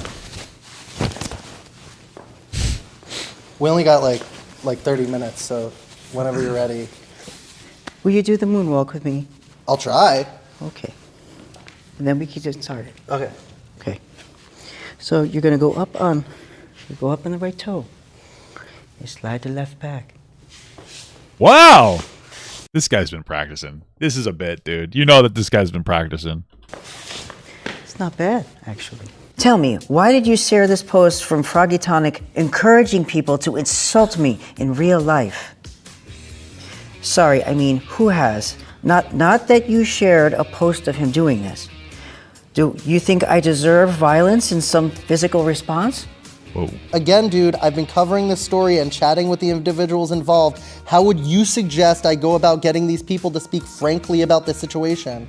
I don't think you deserve violence or anguish for internet drama, but you realize I'm also Jewish and have faced anti-Semitism online before, right? Whoa! Epic! I did not know you were Jewish. I'm sorry.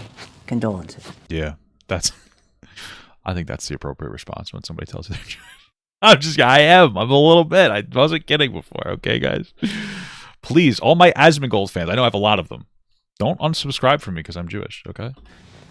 I should have been like smarter going about it. If I was told like, hey, we're sitting down for a debate, I would. Wow, he interviewed all these people. That's so beautiful. Have like maybe gone about it differently, but what did you think it was gonna be? It was a conversation about your fucking shit. What are you talking about? It was like, hey, we're gonna have a conversation here. Like, let's have a It is true. Those are two different things. I don't think that he really debated you though, bro. conversation, and then it's like You did say that his wife was a pedophile, so I think that's interesting, personally. Well, you insinuated it. like rephrased as like, this is the debate. But the live ambush from Ethan was just the beginning of the harassment towards Cruel Whoa. World Happy Mind. Oh my god. Do you think that the end of the harassment was after she made 5 responses? She made like 5 different videos overall. Maybe that had something to do with the harassment, which isn't really harassment. It's more of just she won't stop responding. You had a whole thing in here about like people going back and forth like that. That's what she would do. She and her partner began to receive tons of threatening messages from riled up H3 fans. Oh my god. My husband got like one of the most intense messages that we got sent, where someone Disgusting This is horrible. sent him a message saying that they're going to show up at our house, break. That's so scary. You are your wife's jaws will be broken. Oh, that's horrible. Better watch out for your racist child because they will get it too. That's scary. But also this kind of part of the internet. People say pretty nasty shit about me every time I criticize Asmongold or Nick Fuentes. I'm not going to be like, oh my god, Asmongold fans. Like, yeah, they're toxic people. Frankly, I think people on the right are more toxic to fans. But that's what happens. A bunch of fucking drama snark fucking losers. This is just what it is. Why are you reading them? That's frankly, don't read it. Don't read. Stop reading. Girls do be reading, am I right? My job. Then again, you could apply some similar criticism to Ethan Klein in that defense. I mean, he does respond to people. He really like actively responds to people who snark him. So, or they called like us in private messages, like a Nazi, our Nazi family. They were gonna show up at our house, break my jaw, break my child's jaw. That's terrible. That's horrible. And like that, and like I forget what else they've said, but like that was like. I don't mean to be fucking rude because this is terrible. You know, again, this internet, but like also you guys did kind of downplay CPS being called to his house and stuff. But I just find it interesting. 2 human skulls. That I think I would be a little more afraid of getting 2 human skulls in the mail. That seems like a little bit more of a threat than this message. I'm just saying. The point that I'm trying to make here is that like you downplayed those things, and now you're upset when you have a similar level of energy getting hit with, and you think that maybe it would spark something that I personally learned when I was in my 30s: empathy. Instead of downplaying it, maybe this is your empathy moment. I think that's a beautiful thing. Like the gist of the message. And so Ethan had sent me a message after he did that whole podcast and said that I should come back on his show. Come back on the show. That he wants me to come back on his show. And so Oh my the only God. thing I responded is just sending him like this screenshot. How come you're not showing us the message that he said he came back on the show? How come you're just showing it that screenshot? I feel like that could be maybe good information for us. Because I was like Fucking curious, break like, this. and then someone just said they're gonna show up at our house and break our jaws. That's Like, terrible. what are you gonna say? And all he responds is that's just a snarker. That's not our audience. That's a snarker. That's not our audience. And then he says, "You're victimizing yourself." I'm victimizing myself. I'm holding the up button. I'm holding the up on the joystick, and I just keep swinging back and forth. This is actually making me go straight crazy. By the way, my community doesn't harass people. That's not true. I'm sure his community does harass people. People's communities harass people, like, unfortunately, sometimes. Except for mine. Mine's perfect. I have the perfect community, but it's neither here. Let me explain to you absolutely, provably, Let me, look, empirically true. do you want to hear my perspective, or do you want to fucking just keep playing clips that your production team put together? Damn. Imagine paying a production team a wage on, like, a mod. Of course, you shouldn't pay your mods. Just pay your production team. I guess Ethan pays his mods, but that's not really the point that I'm trying to make here. The point is, like, why would you ever pay anybody when they're willing to do the labor for free? Ethan's not even really a commentator anymore. Whoa! He's a CEO, a capital owner. It's incredible. I love that. What about this guy? Isn't he the CEO of his brand, Hassan Parker? Like, I mean, I guess I'm CEO of Papa Gut. No? Guys, when you pay people a livable wage, you do be a bad boy CEO. When you don't pay your mods, you do be a good boy. Incredible. And his product is drama. I really... What? So is Hassan's. It's political slop drama. You know one of the things that, like, drives me up a fucking wall about Hassan? There's a couple things. One, this is slop drama. This is political slop drama. You know, making fun of Eric Kirk. Kind of based, but... X-Team photo dump. There's Donald Trump stuff here. This fella like a Black Mirror. This feels like a Black Mirror episode. This is what we're in now. But Donald Trump has created political slop drama, and Hassan is part of it. And by the way, I do it as well. But one of the things that you'll notice as I scroll through here is that he doesn't talk about Asmongold. And there's a reason why I'm saying that, and I think it's very important, because he won't shut the fuck up about Asmongold on his stream. But he also won't make a video contesting points that Asmongold makes, despite the fact that he spends a significant amount of time criticizing Asmongold. Which I think there are a tremendous amount of criticisms for Asmongold. Getting really close to Nick Fuentes, being buddy-buddy with him, saying, I'll have to have him on the stream, we'll just have to do it on Kick. Saying some weird white supremacist shit. Talking about how we need to bring back slavery. He said something along the lines that we should arrest people for stealing $2 worth of things and then force them to do labor inside of prisons, which, funny enough, would take labor away from middle-class and lower-class Americans. It would take job opportunities away, when Asmongold also claims that we need to get more jobs back. Also wants to deport illegal immigrants, which I understand not wanting them here, but even ones that have been here for a long time that are contributing to society, which I understand from an emotional perspective, you would want to get rid of them because, you know, maybe you hate brown people. But logically speaking, unfortunately, our society and our economy is, you know, dependent onto illegal immigrants. So I think that reducing illegal immigration, especially now, because a lot of people came in, under Biden, makes perfect sense. But again, cozying up to Nick Fuentes, again, this is the person. He's somebody who's basically a goldfish. I call him Asmon Goldfish. He rattles off point to point that are usually very inconsistent. We watched the video from Tony Sino here criticizing Asmongold. Great criticisms where Asmongold literally gets proposed like, oh, Mystique in the new Wolverine game. And he's like, oh, what's wrong with the way she looks? And then it's the next breath, somebody's like, she doesn't have big enough tits. And he's like, yeah, that's so true. He's a goldfish. He doesn't, and there are so many different criticisms that you can hit Asmongold with. But the thing is Hassan is not interested in actually criticizing Asmongold in a meaningful way. He just complains because he's not as popular as Asmongold, because they are the same person. They are like opposite sides of the same coin. They're like fucking the Skeksis and the Mystics, the Uru. This is who they are, okay? That's literally I don't know which one is which, frankly.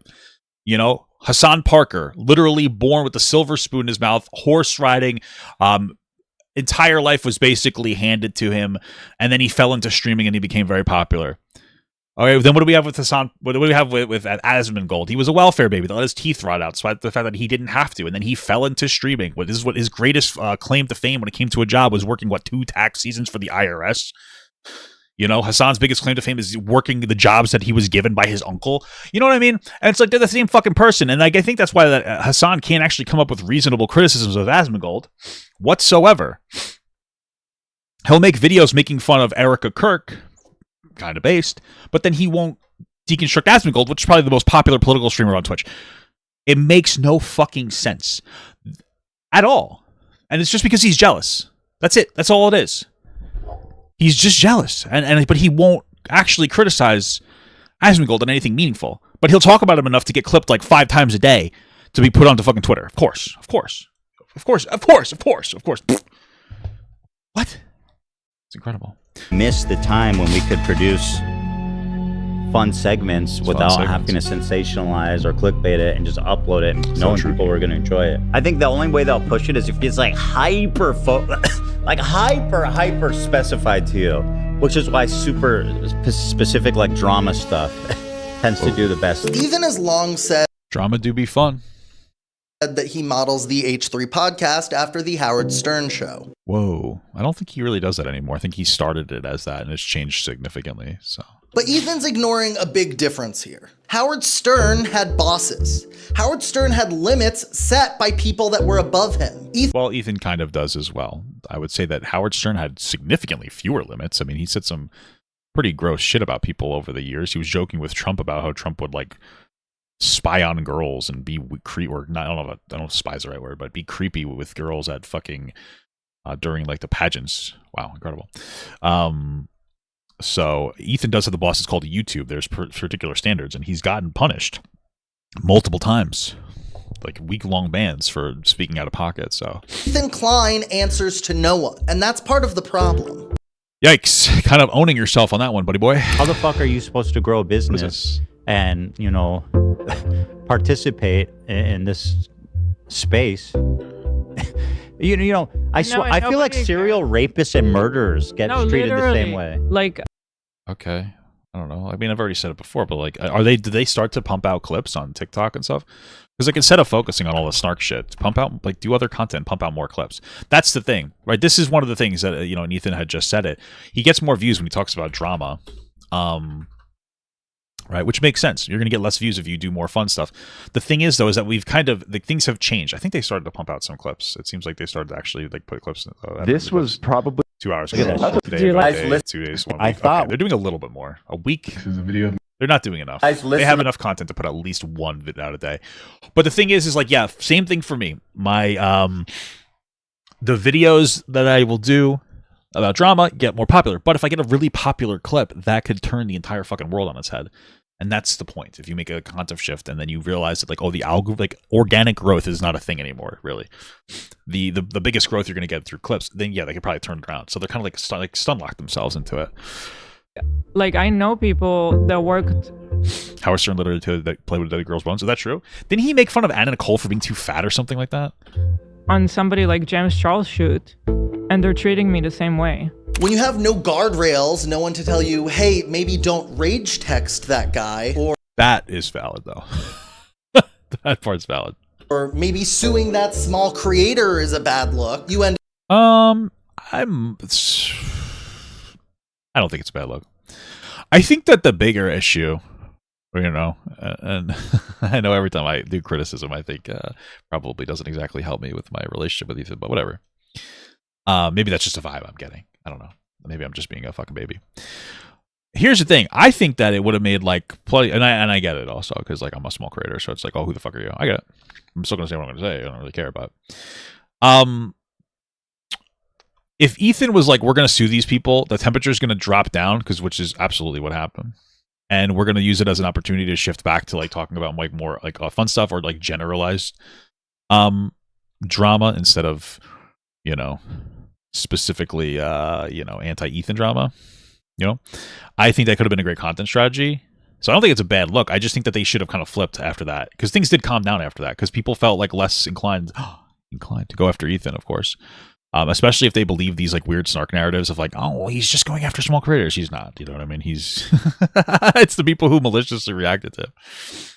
So end up here, isolated in a mansion, surrounded by yes men, and convinced the whole world is out to get you while you bleed subscribers by the hundreds of thousands. I don't talk about this because I don't talk about it because he never talks about his life. Because it's painful and I don't want people to know. Sorry, that was a little shitty. I mean, he's allowed to do that.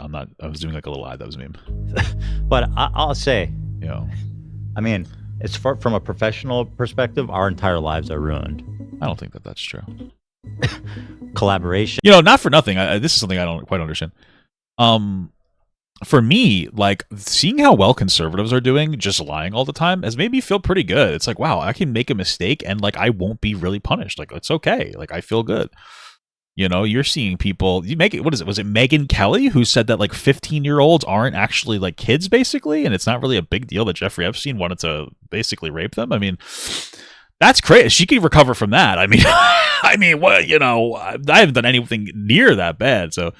I think that that's something. There's a lesson to be had there in like the idea that I literally missed a shot right in front of my fucking face. I think that's a beautiful thing. I think that there's something to that idea, something to that idea.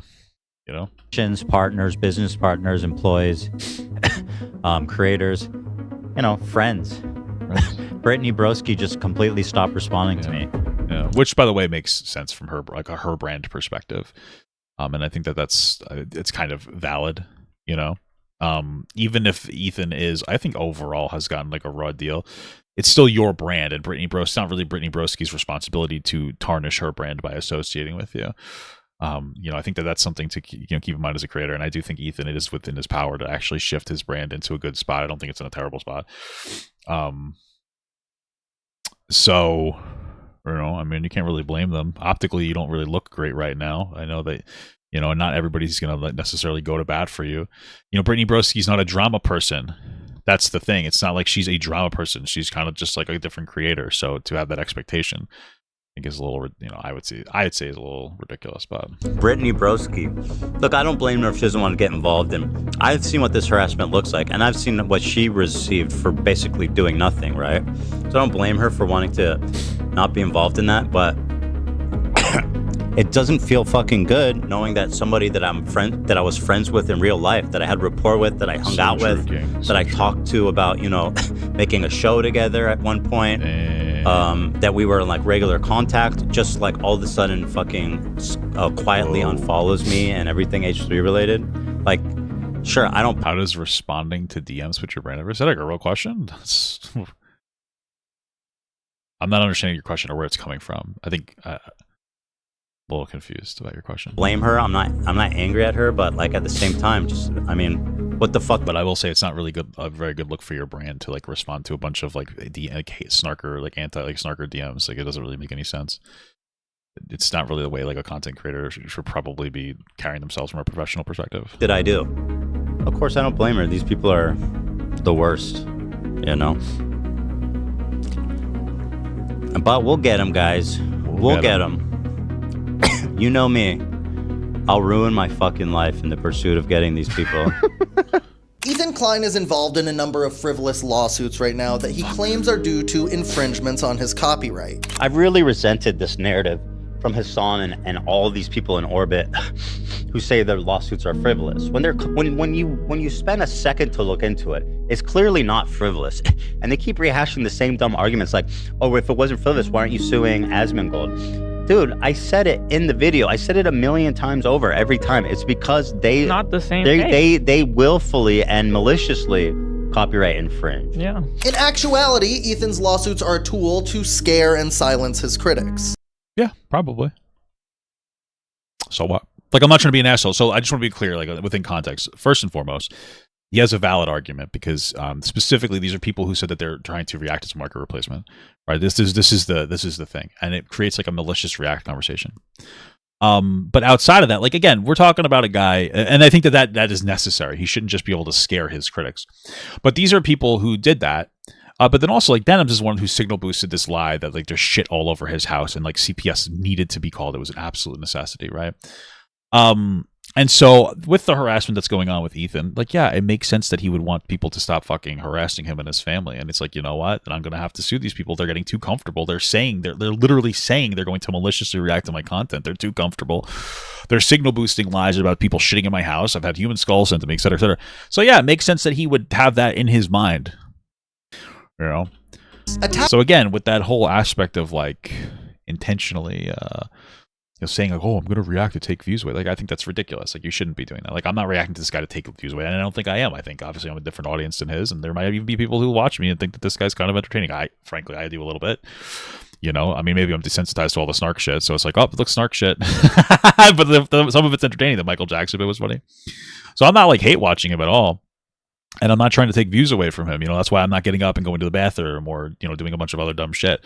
I'm in my opinion, I'm having like I'm doing a transformative video about this guy's content. But, these other people not necessarily doing that. I mean, Denim's one of the things and that she did, which I think was kind of a bad play, was she just like left the stream on in like the countdown. I think it was almost an hour or maybe more than an hour countdown to the release of the content, Hassan Parker content nuke. And you're probably not doing yourself any favors. I did read some of the other things she said. She might have some leg to stand on, but then I saw something recently that might indicate that she was actively working with Snark to in some way. I haven't looked into the specifics. I don't, maybe we'll look into it later. So, they put themselves in bad. You really should be careful. I mean, this is a business, and this is one of the problems with Twitch streamers is they don't look at their content like a business. I feel like, at least not them. I look at it like a business. I try to only react to and engage with stuff that I feel like I can make into content by following legal rules. Actually, saying things that I think are relevant to the video consistently enough to create something that I would consider a different product. A product of critique. Or maybe even agreement. It depends on the video. All right.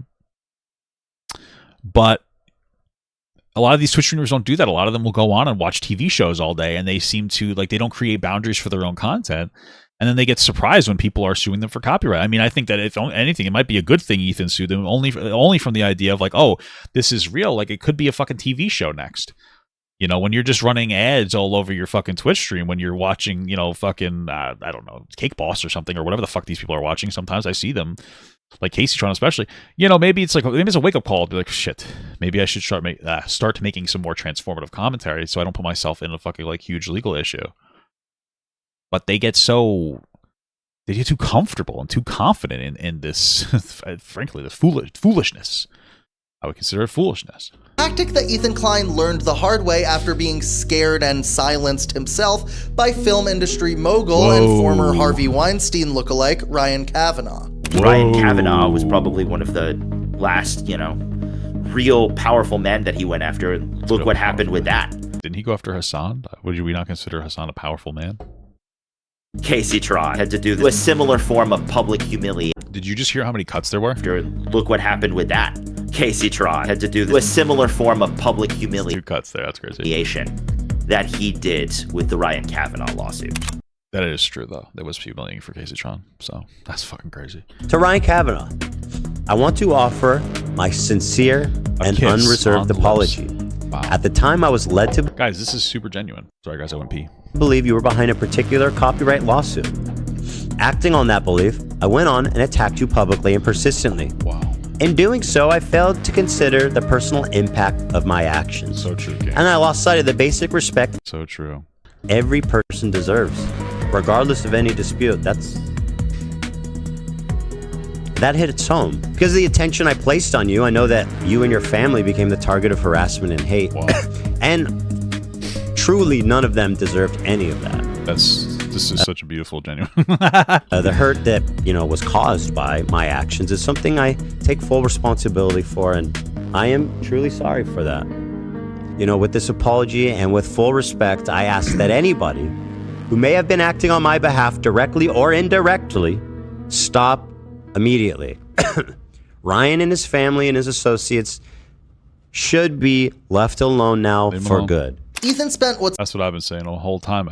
Some called the best years of the H3 podcast fighting a legal battle against Ryan Kavanaugh over what was initially a copyright infringement lawsuit that then spiraled into multiple defamation cases. I'm just going to type Ryan Kavanaugh, and I'm not going to, but I'll say this. He does resemble Harvey Weinstein physically, and that's all I'll say about that. If you Google Ryan Kavanaugh, you'll probably find on the top. Does Ryan Kavanaugh look like HarveyWeinstein.com? What the fuck? Dude. You know that's my website, right? That's so stupid. We made that website to help. Sounds like Hassan is getting in on a little bit of the snark there, huh? The public. 5 months ago, those lawsuits finally settled, with Ethan on the considerable losing end, having to deliver a public apology to Ryan Kavanaugh on his podcast, as well as censor all of the previous mentions of him on his show. I'm not accusing Ryan Kavanaugh, the guy who's suing me from Chiller, of sexual impropriety. I just think they look similar. That's all. You know, just to make that clear. Having to remove the best years of your videos and apologize to someone who You have to censor the entire video or just moments of the video? financially wrecked you for what's probably hundreds of thousands of dollars. I think that he said that he, am I wrong? One who financially to remove the best years of your videos and apologize to someone who financially wrecked you for what's probably hundreds of thousands of dollars has to inflict. Is he trying to say that maybe he's trying to say that the having to censor the videos cost him hundreds of thousands of dollars? Because I could have swore that, like, I thought Ethan said that he settled with, like, almost no money, but maybe I'm wrong about that. Some form of psychological trauma and damage on you. But for Ethan, settling with Ryan Kavanaugh was just a necessary evil so he could pursue his righteous cause of suing women who reacted to his YouTube video. Ooh, got him! The whole point of these lawsuits for me has been activism from the start. That's the primary purpose of this. So true. And so when I hear that she's kind of learned how to be more mindful with the way she interacts with copyrighted or other people's property, then I think that's a big win for both of us. I think that's a huge dub. If you have a problem with what I'm saying, talk about that. Also, why are you literally lying and defaming the dude who's like suing everybody talking shit right now? Like, people are not learning. I mean, that's kind of a good point, though. It seems a little silly to kind of snark somebody who's suing snarkers, right? They will not learn. They don't believe me still or something. I'm suing 3 people. This is not the end of it. One of his lawsuits against Casey Tron just settled and ended with Casey Tron delivering a somber public apology. Gee, I wonder where they learned that trick. I want to begin by stating I take responsibility for infringing the content. I think Taylor Lorenz would call that Israel behavior. I wouldn't. I feel like, is an anti-Semitic dog whistle, but she has literally said that before, so it's pretty crazy. The lawsuit was not frivolous. When I said the lawsuit was frivolous and based on misogyny, it was to garner sympathy, protect my own reputation, and retaliate against the Kleins. You know what? I should just let it play for you guys, right? And we can go back and enjoy certain moments of it. Or, I mean, not enjoy, because certainly that's not the right word to say, but to I will say the pettiness probably doesn't necessarily help him sometimes, but appreciate. You know, Casey Tron on multiple occasions has said that she felt that she couldn't afford to do it because she is taking care of, you know, multiple family members who cannot work. Yeah. And Ethan Klein doing that, knowing that situation, and instead forcing her to release some sort of hostage-style apology, just kind of makes the whole situation look incredibly, you know. I mean, if you're, this is the thing, it's hard for me to, like, as a, you know, I guess a reactor, nuclear? It's hard for me as a reactor to really feel too much sympathy for this, only because, like, again, these people just go on and watch, like, movies and shit, and then they put ads on them, and it's like, I don't feel bad for you that you don't have enough money, like, especially since, you know, you can create a very lucrative content stream, like I have, by actually putting in a little more effort into your shit. And I'm not even saying I put a tremendous amount of effort. I'm just saying you could put more effort in. And they refuse to do that. So it's like, okay. Gross. It's clear that Ethan's goal here is not to establish some kind of new precedent for copyright law. It's just to inflict the same trauma and public embarrassment that he received from Ryan Kavanaugh. You think he got trauma from Ryan Kavanaugh? It's fucking crazy. Onto his own enemies, who are, again, mostly women creators who have smaller subscriber counts than him. Whoa. Ethan. Then why are they criticizing him? I don't understand. Why don't they act more careful when they criticize him is really the question. Because you should be able to criticize them, but act like a little more carefully. Don't fucking state you're going to maliciously react to their shit. It doesn't make any sense. Has kind of used that, you know, these women did this, you know, copyright abuse in his mind as kind of like a way to shoo off any of the criticisms of misogyny. To the lawsuit stuff. Now, people are scrambling to draw defense up for the indefensible. There is basically 3 people making the most damning confessions on video. There is no way to honestly defend these people. So true. But I predicted what would happen, and of course, it's exactly what's happening. The refrains are attacking women, attacking small creators, silencing Pro-Palestine silencing voices. criticism, targeting pro-Palestine voices, etc., etc. Ethan's audience. I also find it interesting that a lot of these people, they're like, "Oh, I'm a pro-Palestine voice," but then like a lot of them, like Frogan, spends no time talking about Palestine on her platform. Like, I don't understand. You can make money doing that, and she still won't do it. It's very interesting. I just don't get it. Like, what makes you a pro-Palestinian platform, a content creator, that you'll go on Twitter and say outrageous shit, like outrageously provocative shit for attention, instead of actually, like, I don't know, react to a video. React to, like, you guys have your own little sphere. Like, react to a Chris Kunzler video talking about Palestine. You know what I mean? Like, why? You know, I feel like that would not only provide you money, but like you could also, you know, promote like an atmosphere, a nice atmosphere, shouting each other out in different ways. It makes no sense.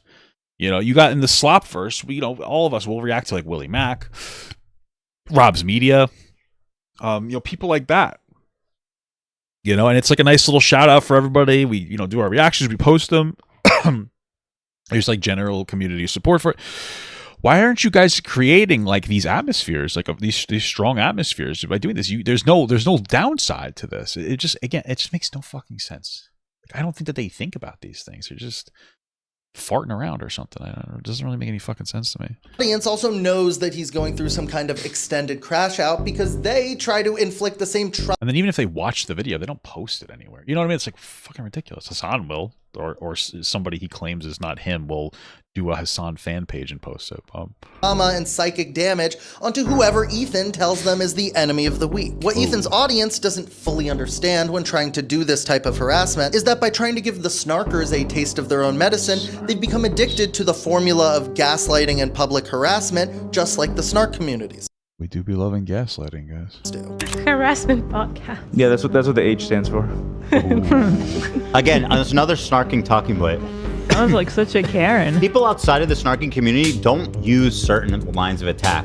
Like calling our podcast a harassing, what do you call it? A Harassment podcast. A harassment podcast it's nobody outside snark says that. It's just an insanely dumb, totally random attack line that is just totally imagined in their psychotic world. Snark is a made-up concept by Ethan Klein. I don't really think is it a made-up concept by Ethan Klein? I feel like people will call somebody snarky all the time. It means like you're like catty, right? It's existed forever. To weaponize his audience against people he disagrees with. Ethan, I didn't even know you did this. Care what influencer you are. There is an audience of people who hate you. You know, every influencer. That is true. That is true. Although it is a little weird that like they'll take down other people's like snark Reddits, but they'll leave Ethan's up. So influencer has a snark community. If you feel that snark is a valid term. This is true though. We exist in an online space. Okay, I thought he was saying he's a snarker. That thrives on negativity. That's true. And I think Ethan Klein's packaging of snark has been incredibly lucrative for him. I think his snark's probably been disproportionately more aggressive than other people's, you know, snark audience. Again, he interacts with them more, so that might be an explanation, not a justifier for how far they've gone. But you know. This type of information warfare is a dime a dozen on the internet these days. Almost every online figure has a snark community in their name. But for some reason, Ethan claims that his snark community is the most dangerous. Well, I mean, they did send him human skulls. I don't know. I just feel like that's kind of a big thing. I think that is pretty fucking crazy. And CPS. I mean, how extreme do I need to get these people's attentions? I just don't understand. Because at a certain point, I personally, as a parent and as a person, I can't just sit idly by and let these people continue doing what they're doing. For that reason, he's spending even more of his hard-earned YouTube and Teddy Fresh money trying to subpoena Reddit and Discord to dox the individuals behind the snark account. Well, it's not really doxing. If they have, I think that there's some level of truth to like there being some kind of like a weird organized harassment campaign. I think he showed one of the Reddits that he showed? It was something along the lines of like, oh, here are people that you could watch instead of Ethan, like, you know, promoting the idea of a market replacement. You know, that apparently, and again, I haven't looked into the specifics, but Denims might have like actively engaged herself in, which would put her at like a pretty rough legal spot. So yeah. Y'all thought I was playing games? Get the fuck out I'm of coming. What are you doing? Y'all thought, oh, Ethan's not going to get our info. Oh, look at Ethan. He's not this and that. Oh, Reddit's not going to give it. Oh, they're not going to give us up. You're done. You're cooked. You're done, dude. I'm You're coming. cooked. You're cooked. All I need is your IP address. And so ultimately, they will have a charge of copyright infringement filed against them. That's correct. That's the idea. Yep. Uh-oh. The charge is specifically inducement of copyright. I don't know. There's some specific inducement. There's some specific terminology for it. But then also, because some of your cohorts leaked your Discord messages to us, we have some of your Discord IDs, and guess what? We're gonna if anyone's gonna have your real identity, it's gonna be right there. We're gonna have all your messages. Discord. And listen, don't try to erase them. If you erase them now, it's not gonna look good. And you should know that I'll still get them even if you erase them. I'm sympathetic to anybody that's going through such, that tells me rather that they're going through harassment, because I have dealt with so much of that. And so I was like, well, I'll try to help them. Oh my God. They were making a lot of claims about Reddit at the time too, and snark subreddits, and that's something I've reported on a lot. I reached out to Reddit and I was like, hey, can you look into this? Like, they're making all these claims that they're being doxxed, and the CPS people are calling from Reddit and everything. Yeah. Reddit looked into it. They were like, not only did we not find that, but his community is actually being problematic and abusive. Wow. Why is this unironically the first time I'm hearing about that? I feel like this is not true. Taylor, this is the problem, is that Taylor has effectively debased herself as a journalist. Like, she will actively lie about pretty much anything that she wants to at this point. I think that she's feels very comfortable and confident in the new kind of the way that the online is. Well, I don't know if it's new, but the way that the online atmospheres have been working. So I don't really know if I trust what she has to say here. Well, I got cucked. When it comes to Ethan Klein's crash outs, they are being milked for content. It's okay. So then you're saying that he's the victim then? All about how much. Or are you saying he's milking them? How much can you engage with, and how much can you milk a lolcow? And Ethan Klein has proven that he just wants the content. You're calling Ethan Klein a lolcow that's getting milked in the same video that's trying to claim that Ethan Klein is systematically going after people. It makes no sense. If Ethan's a lolcow that you're being milked, lolcows are unaware people that are basically defenseless, but all of a sudden, this whole video is Ethan Klein is the most dangerous person online and has created the Matrix or whatever. But then on the other breath, it's Ethan Klein's a lolcow that people will make content about and they'll milk it. Which one is it? He's milking himself at this point. Okay. There's no doubt in my mind that this is just where he expects this to go and what he wants out of his YouTube experience. Now, if you don't watch my channel a lot, you wouldn't know this, but I was actually involved in a pretty public lawsuit as well.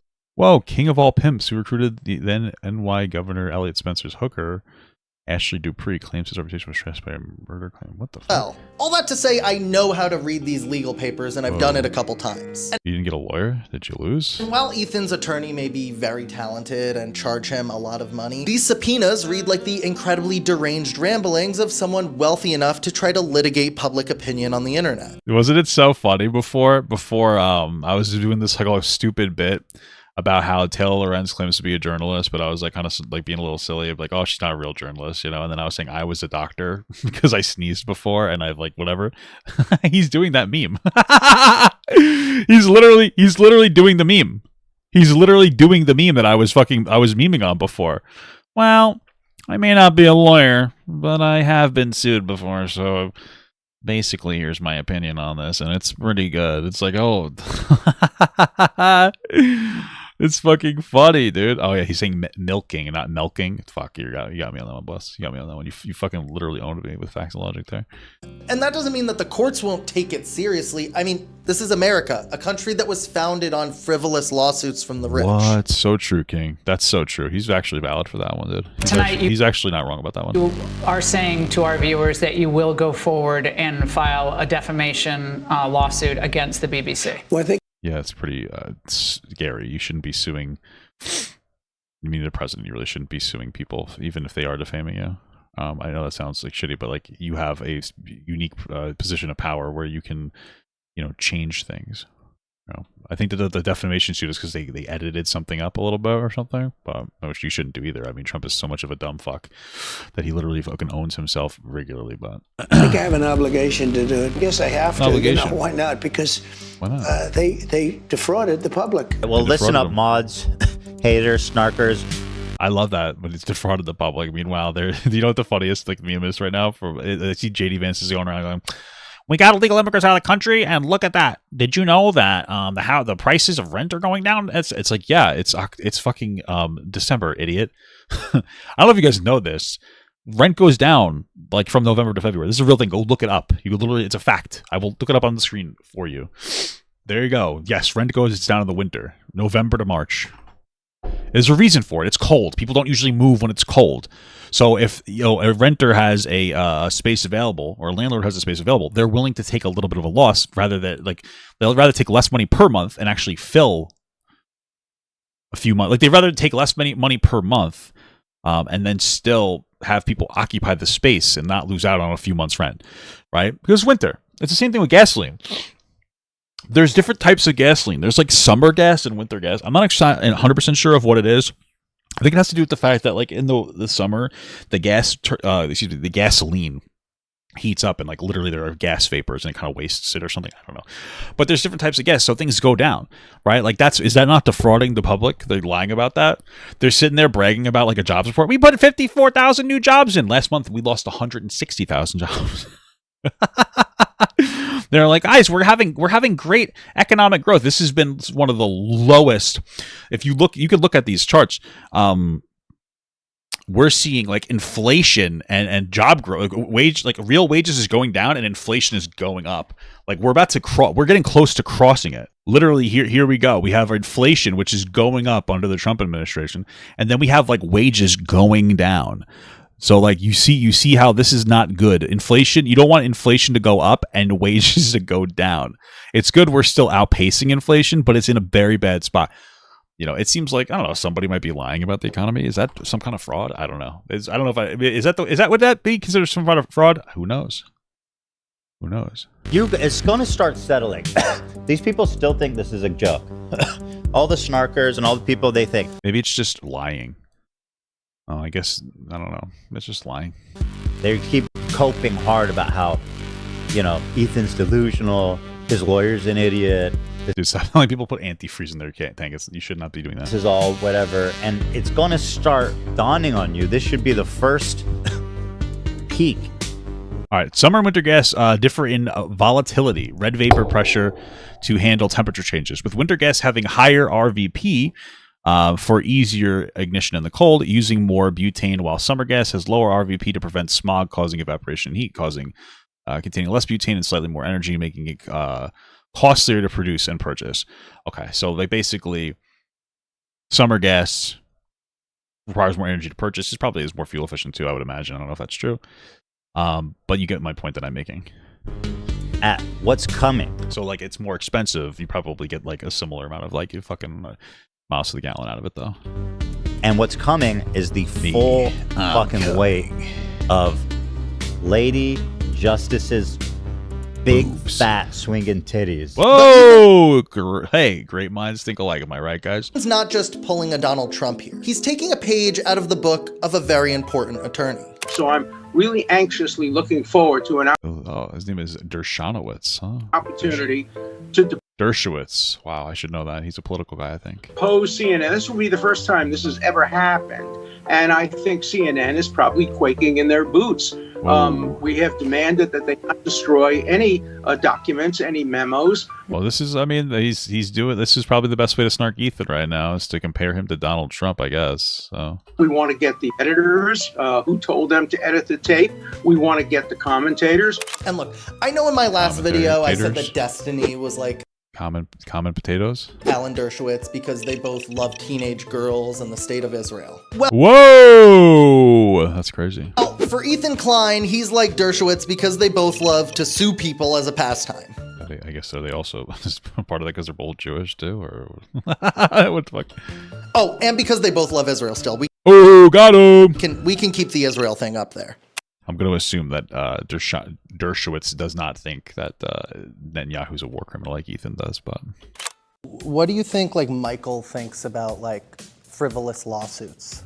I think that Michael, he would believe that everybody's entitled to, you know, be able to express themselves, of course. have a lawsuit, and I think he believed in the law and everything. But that's why he had he fought for his, you know. Heard that he went he. Innocence. Yeah. Oh, that was really cringe. You understand two-party consent laws, right? New York City's single-party consent. I only say that because I told you the conversation was private and you agreed. Not sure a court would see my messages as me agreeing with you, but I guess we'll find out soon enough. Oh, my... I'll tell you, these fucking messages are like the most damning thing here.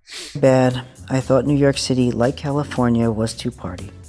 Why wouldn't you just Google that? And why are you talking to people who don't like you? I don't understand it. It's so strange. It's such strange behavior.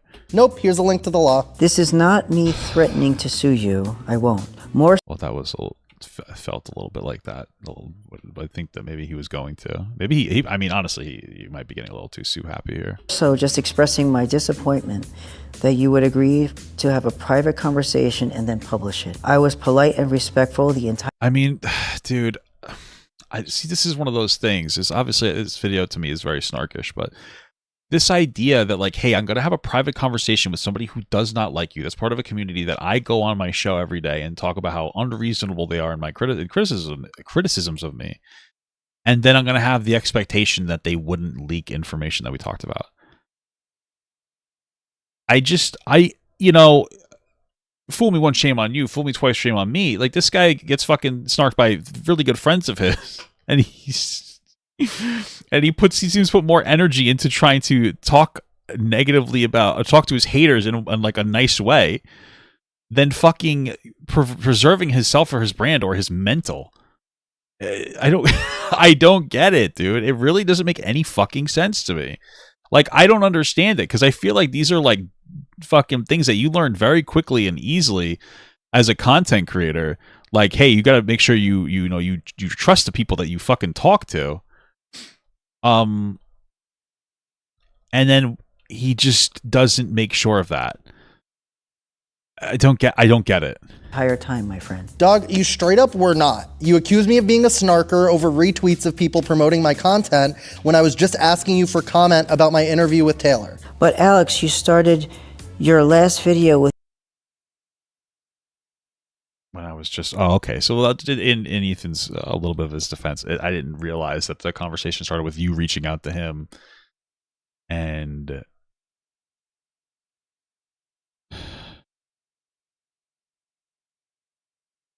What? Dog, you should... I mean, I didn't realize that you reached out to him first to talk about your interview with Taylor Lorenz. What was the interview? I'm assuming that the interview centralized around...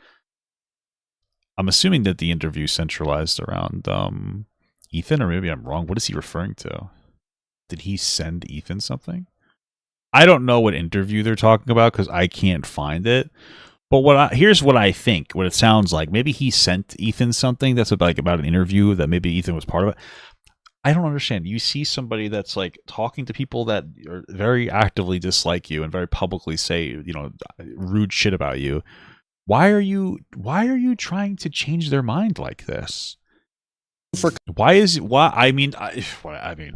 like, why would you spend more energy trying to change the mind of people who you especially think are like huge snarkers, which I think that there's a level of truth to that, but you won't put any meaningful energy or effort into trying to acquire a new audience of people who don't give a fuck about all this snark shit? I don't understand. Why are you wasting your time? Like, what are you doing? I don't know. I don't understand. I really don't get it. I don't get it. Because they were friendly at some time? Oh, okay. I mean, maybe that's the truth. That would make sense as an answer, I suppose. To film yourself. I guess. I mean, maybe that's reasonable. But it just seems like there's constantly like something going on with somebody he used to be friendly with. I mean, he's got like the issue with Ryan Beard, I-Dubs Hassan. Like, how many times do you have to get hit with the same thing over and over again before you're like, you know what, let me just cut ties before this escalates? Because then what ended up happening? Now we have a fucking very interesting Michael Jackson reenactment of his fucking issues in text. Why again? You know? I don't know. I haven't seen any of this so far, but I saw this dude tweet about texting Ethan this morning. Didn't realize it was the same dude. Oh, interesting. Yeah, I don't know, man. It feels like the same thing keeps happening over and over and over and over again. And then it's like, why is this happening to me? I don't know, dude. Who the fuck knows? I don't know. I couldn't explain it, of course. You know? My interview with Taylor. But Alex, it's not even like beneficial to him. It's not beneficial to his brand. It's not beneficial to his mental health. What is he benefiting from it? Like, what is he? I don't get it. you started your last video with you shooting me with a pistol. I hardly think that's appropriate. Is that real? He started his video with him shoot. Why? This is just making Ethan look even worse. Yourself on a camera. Why would you associate with somebody who started his last video shooting Ethan with a pistol? Pistol's a little exaggerated. This is the start of his Destiny video. War comes to me, I have no choice but to defend myself. He shoots a TV with a laser. Come on, dude. In this political climate. It's clearly a Terminator issue T-1000 liquid metal disguising itself as you to make a metaphor for warring online communities. Bro, Ethan's getting trolled. That's what a troll response. That's like on par with the 6'7" Nick Fuentes Holocaust meme. It's like, dude, what are we doing? What are you doing? It's clearly... Okay, Sky, of course. That's the first thing I thought when I saw it. It's a fucking Terminator, of course. I saw someone with a gun shooting at me. You think that's okay considering the rise of political assassination? Well, you're not going to like the new video either then. I've got a whole factory of T-1000 Ethans. Please do not include imagery of me being shot. I would never and have never done that. LOL. They're just T-1000 clones, apparently. Okay. Oh, Jesus Christ, dude. The point is that you shot me. Ethan really thinks he can convince people who he is because, yeah, honestly, I was so frustrated too because I know I'm gonna get like a lot of Ethan fans in here. They're like, "No, Papa God, like, what the fuck?" It's like, dude, I can't just like, you know, I can't just sit here and unanimously just be like, "Oh yeah," blah, blah. It's like, dude, come on, how much of this are you doing to yourself at this fucking point? This guy, you're telling me that this guy has you in a video of him shooting laser guns at you. And he's associating with people that don't like you. And you're like, what? Let me try to change your mind in private. How many times has that worked? How many times have you tried that one before? At what point? It's just getting fucking... It's madness at this point. It's madness. You're spending your time and energy on the wrong thing. I can't tell if you're serious. I already told you, I shot the T-1000 Liquid Metal Edition. That's not you. But I know it looks similar considering the T-1000 can disguise itself as anyone and anything. At this point, he's memeing you. He's memeing you. And like, do you not see that? He's memeing you at this point and you're still going. Have you seen Terminator 2 Judgment Day? It's a great film. Also, like Dershowitz, Ethan uses accusations of anti-Semitism as a shield from criticism. I'm going to sue you if I can. And I feel like there's a lot of ground to it. Whoa. Yeah, that's going to happen. So fuck you. Like literally fuck you. That is true. Like everyone else knows, you can't change others' minds critically. Usually makes people double down. Well, it's not even just that. It's like, okay, like if you want, let's say, I was known for being a big smelly asshole. Do you think I'm gonna have a better chance of convincing you I'm not a big smelly asshole if I just keep telling you I'm not a big smelly asshole, or if like maybe might work out better if I show you I'm not a big smelly asshole? So like right now, and I will say that like, yeah, Snark has like a lot of the narrative, but like what's the narrative? Ethan Klein is obsessed with Israel or something, right? Like that's the narrative. So instead of like, hey, let's make some content that doesn't show that, I'm just going to constantly talk about this every single fucking time. We're just going to say the same things over and over again. How many times has he said the same fucking shit? Over and over and over again. Oh, it'll work this time. Why? It's fucking ridiculous to me. How dare you? After all this time, you go regurgitate all this shit in the most hateful, anti-Semitic, obsessive fucking freak way. And then to sit here and pretend like you're unbiased, fuck you. So using anti-Semitism as like a protection has kind of always bothered me.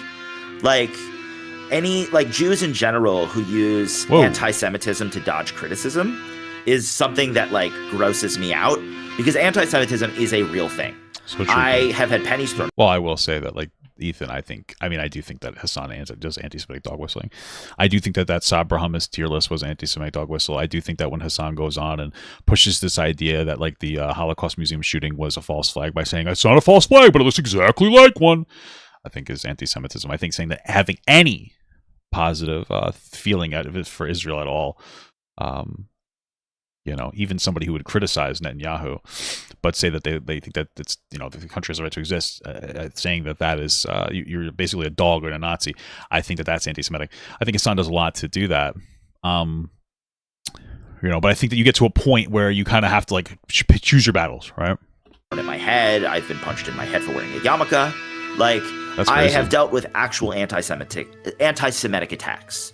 So claiming that me thinking that Ethan Klein, his video, the Casey Tron video is, it's kind of, upsetting, and it feels like the lawsuit was kind of just, this was the goal. That's not anti-Semitic. Using anti-Semitism as a crutch is just something that makes me feel icky. And Ethan Klein has definitely used that as a way to kind of like push away criticism. Ethan has even gone Well, I don't think it really has pushed away criticism, but I guess I understand what you're saying. on as far as partnering with radical Zionist Dan Saltman on a long-term sponsorship for the Radical Zionist? Is he a radical Zionist? I just knew he associated with Destiny. Not a big fan of that. Okay, fuck me. H3 podcast. And that's where the relationship with money kind of comes in, is that Dan Saltman pays for this sort of stuff and allows him also to, again, be kind of introduced to H3's community as part of the brand. The weirdest part of the brand. I think that there's a level of criticism. Everybody's a fucking iron will. I think there's a level of criticism to that. Like, especially, Ethan is very anti-Destiny. I think Dan Saltman still associates with Destiny. Like, just from an optics perspective, why are you still associating with this person? Maybe he's not a bad guy, but like, it's like, it doesn't make any sense to me. It's just like, there's literally no, I don't know. You know what? It makes it actually, I'm playing like shit. It actually kind of makes sense in the sense that, Ethan might have like this almost, I don't want to say almost fresh and fit. I'm not trying to be like an asshole because he's nothing like fresh and fit. Like, those people are actual rape apologist pieces of shit. But like, idea of like friendship, and it's like, no, I'm gonna stick with you like through thick and thin or whatever, regardless of how it looks or anything. That might be part of it. I guess that could make some sense a little bit. I guess he's immune to execution. It's incredible. Maybe that's part of it. So he's like, yeah, I know Destiny's a fucking asshole piece of shit, but I'm not gonna fucking abandon you. We're friends before this, blah blah blah. That could be it, but I don't know. I think that also, I just feel like, especially since Destiny's not a particularly good person, if Ethan's like insinuating that Destiny's a pedophile, if you actually think that, then why would you be okay with his friends and associating with his friends?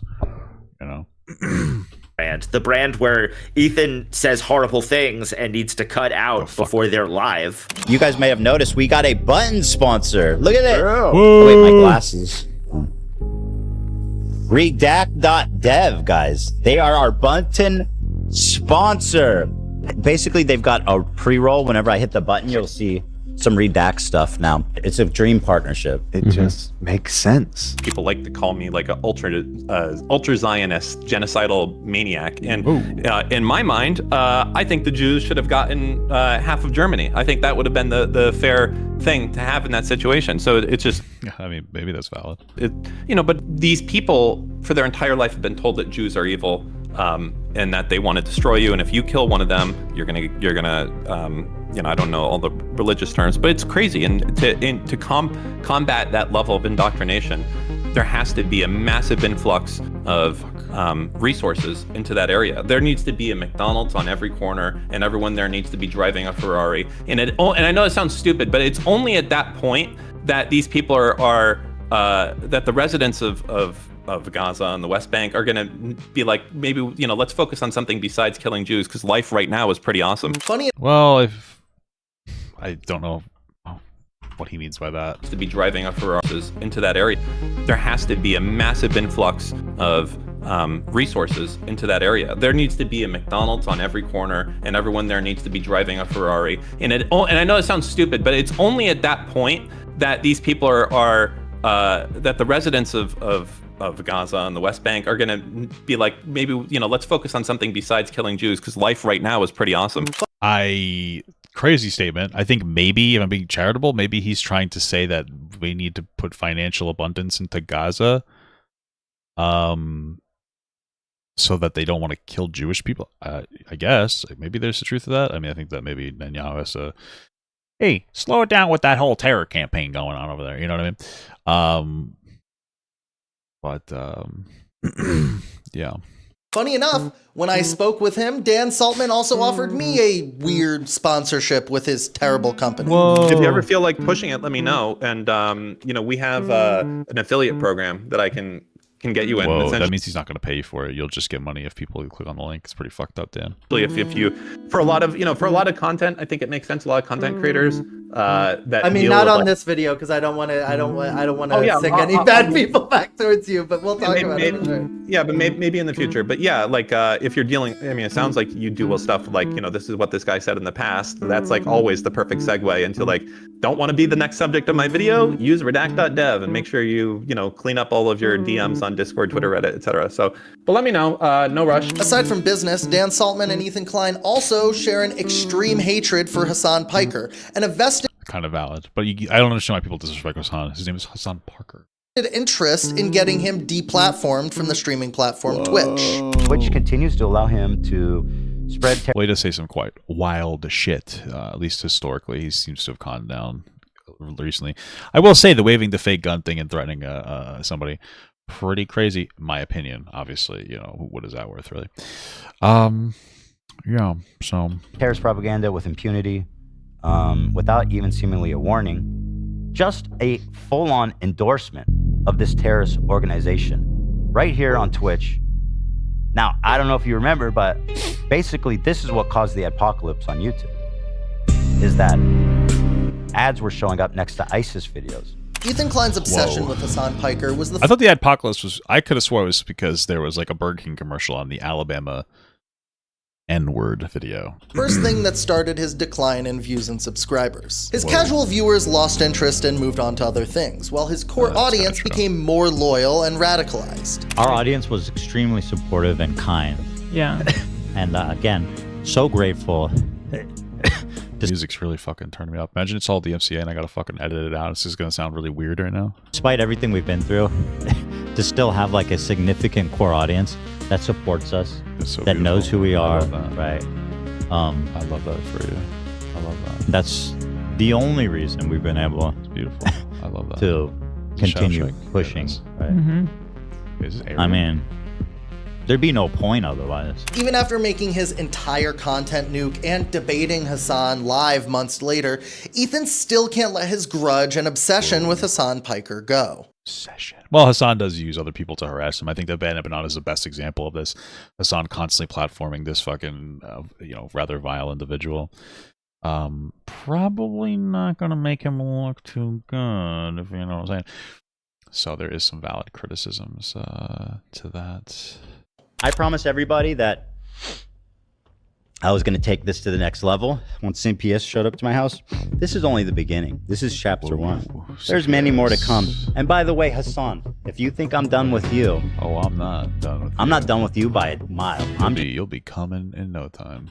I'm taking the trash out. I think that's one of the things. Is like Hassan was, I guess, a little better with his optics. He would like have other people, like he would platform other people that were very anti-Ethan Klein and would say wild shit about him. And...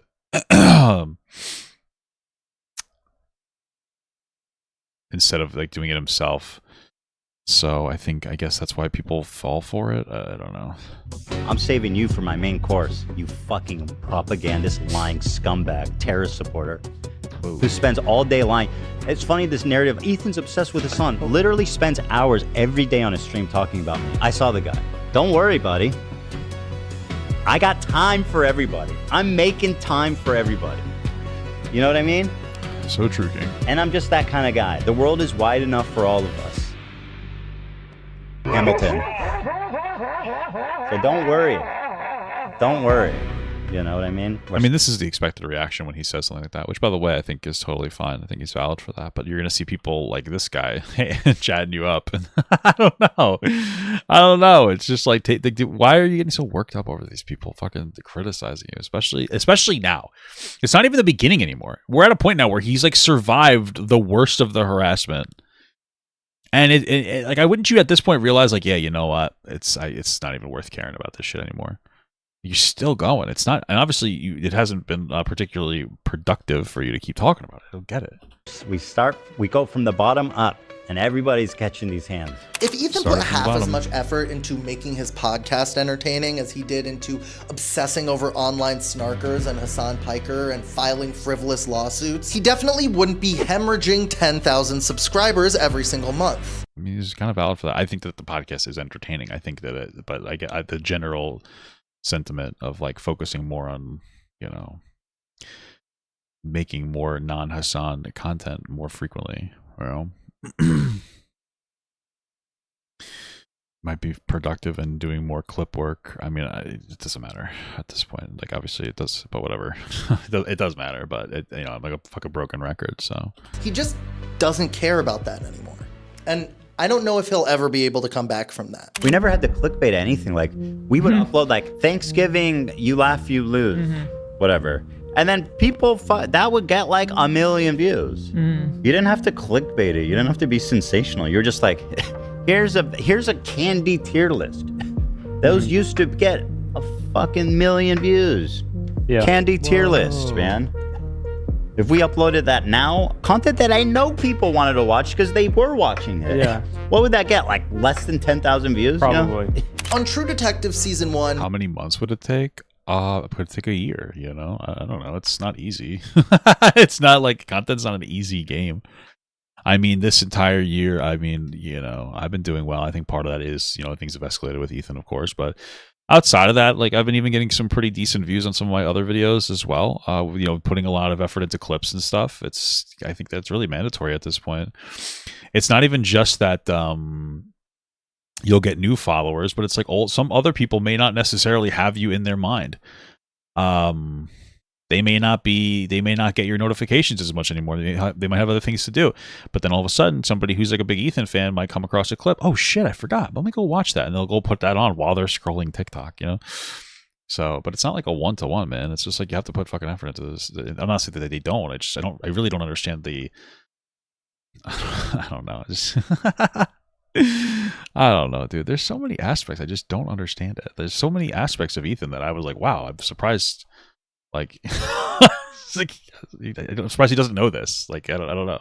Like, how does he not know this? You know, he's like, he doesn't really seem to put any effort into clips. He doesn't really seem to be very good at responding to criticism. It's just like, fuck, what? It's so fucking strange. You think that he would have learned these things by now? Matthew McConaughey said that time is a flat circle. Time is a flat circle. Everything we've ever done or will do, we're gonna do over and over and over again. Well, the same metaphor can be applied to careers on YouTube. At the beginning of his career, Ethan blew up for his lawsuit establishing a matter of law for reaction videos on YouTube. I thought he had blown up before that. Maybe I'm just dumb. But now everyone on YouTube is blowing up at him for trying to change that definition to suit his goals of silencing his critics. Yeah, Ethan Klein's lawsuit with Matt Haas is one of the most important lawsuits when it comes to YouTube. I have cited it, I don't even know, countless amount of times in my article. It's the only lawsuit that really took it that far, that really established what constitutes fair use on YouTube. And Ethan Klein kind of transforming into the person that was attacking him beforehand is, you know, something that I've noticed.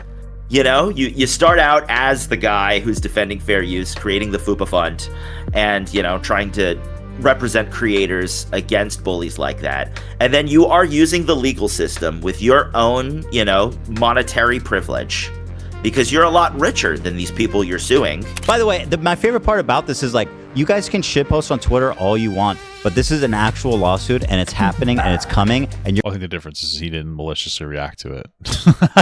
So I think that's probably the thing. He was critical, but he didn't maliciously react to that. But You're going to have to argue in front of a judge that this shit is not going to work, right? It's not going to work. Yeah, he was a big YouTuber already before that. That's what I thought. That's the best part about this. You guys are fucking screaming into the wind. In many ways, Ethan Klein has become just like all the guys that he used to fight so hard against when he was younger and less wealthy. Matt Haas tried to silence Ethan for making a video laughing at him. Ryan... Yeah, but I don't think he said, like, hey, market replacement. I don't think he, like, explicitly said he was reacting to me malicious. Kavanaugh tried to silence Ethan for defaming him. But now... Well, I mean, I think... what was the Triller thing? I don't know the specifics, but wasn't it something along the lines of, like, wasn't something along the lines of, like, Ethan reacted to the fight, but the fight was only, like, 5 seconds or something, but he showed the whole thing, and that became, like, a whole different conversation to be had, you know? Ethan is the one doing the silencing. Ethan is the one reacting to the court-settled apology instead of the one making the court-settled apology. And I bet at times that feels like a victory for him and his community. But in reality, it's just not. I win. You lose. Whoa. You lose everything. Look at me. This is me. This might be super impactful if I wasn't bored of the same fucking talking points 17 times over, you know? Win, you lose. And you will continue to lose, and I'll tell you why. Because I'm not done. I'll never be done. Instead, it makes him look like a bigger and bigger villain to potential subscribers. I mean, who's gonna want to subscribe as a new watcher in the middle of all this drama when a regular H3 podcast episode looks like this? You called me a racist. You said that I'm hallucinating My wife's calling me. Semitism. You came out of nowhere. You came and you swung at the king. And you know what they say when you swing at the king, Dan? Whoa. I'm confused. Who's the king? I am. There's a saying in Capital... Yeah, I mean, he's got a good point. Like, if you see that in an episode, you're going to be like, what the fuck is going on here? And it's not going to necessarily have a fun vibe. I mean, he's not necessarily wrong about that. Capitalist America that people vote with their dollar. Well, that saying doesn't really work or apply here anymore, but here on YouTube, people have always voted with the subscribe button. It's a way of saying that they either are or are not on board with what you're doing with your channel. If that number's going up, it's probably because you're working hard to improve your content and people are subscribing to see you continue on that journey. But if the whole vibe of the channel slowly shifts to be vitriolic galvanization against women and smaller creators... Again, I don't think it matters that it's women. I think it's more that, like, the vibe is very strange, you know? You're probably going to vote to unsubscribe. And you should, because there's a lot of great channels out there that make well thought out videos and interesting podcasts that you might want to subscribe to instead. Like Papa God, dude. All right, guys. Whoa, wait, who's he plugging his own video? That's super clever. All right, cool stuff, man. Lots of original music from Ben Shapiro. I love that so much. Cool stuff, man. I mean, listen, a lot of the same points we've been dealing with for a long time. You know, presentation was pretty solid. There's some decent points being made. I think specifically about Ethan constantly responding to these people. I don't know why the fuck Ethan is in the DMs with these people. I just think, I mean, Jesus Christ, you know, help yourself out a little there, bud. Just ignore this shit. I don't understand why you think it's so damaging for, like, a small creator to make a fucking video. This guy's 40,000 followers. I'm not insulting him. I mean, like, you know, he's establishing himself. This is God bless, but it's just like, why are you in the fucking DMs with this guy trying to change his mind? I don't know. I mean, you know, we've criticized Snark 1,000 times or Snark type points 1,000 times. I think that at this point, like, I'm just kind of, it's just like, dude, do yourself a fucking favor. Like, for once in your life. Do yourself a fucking favor, bro. So, cool beans, guys.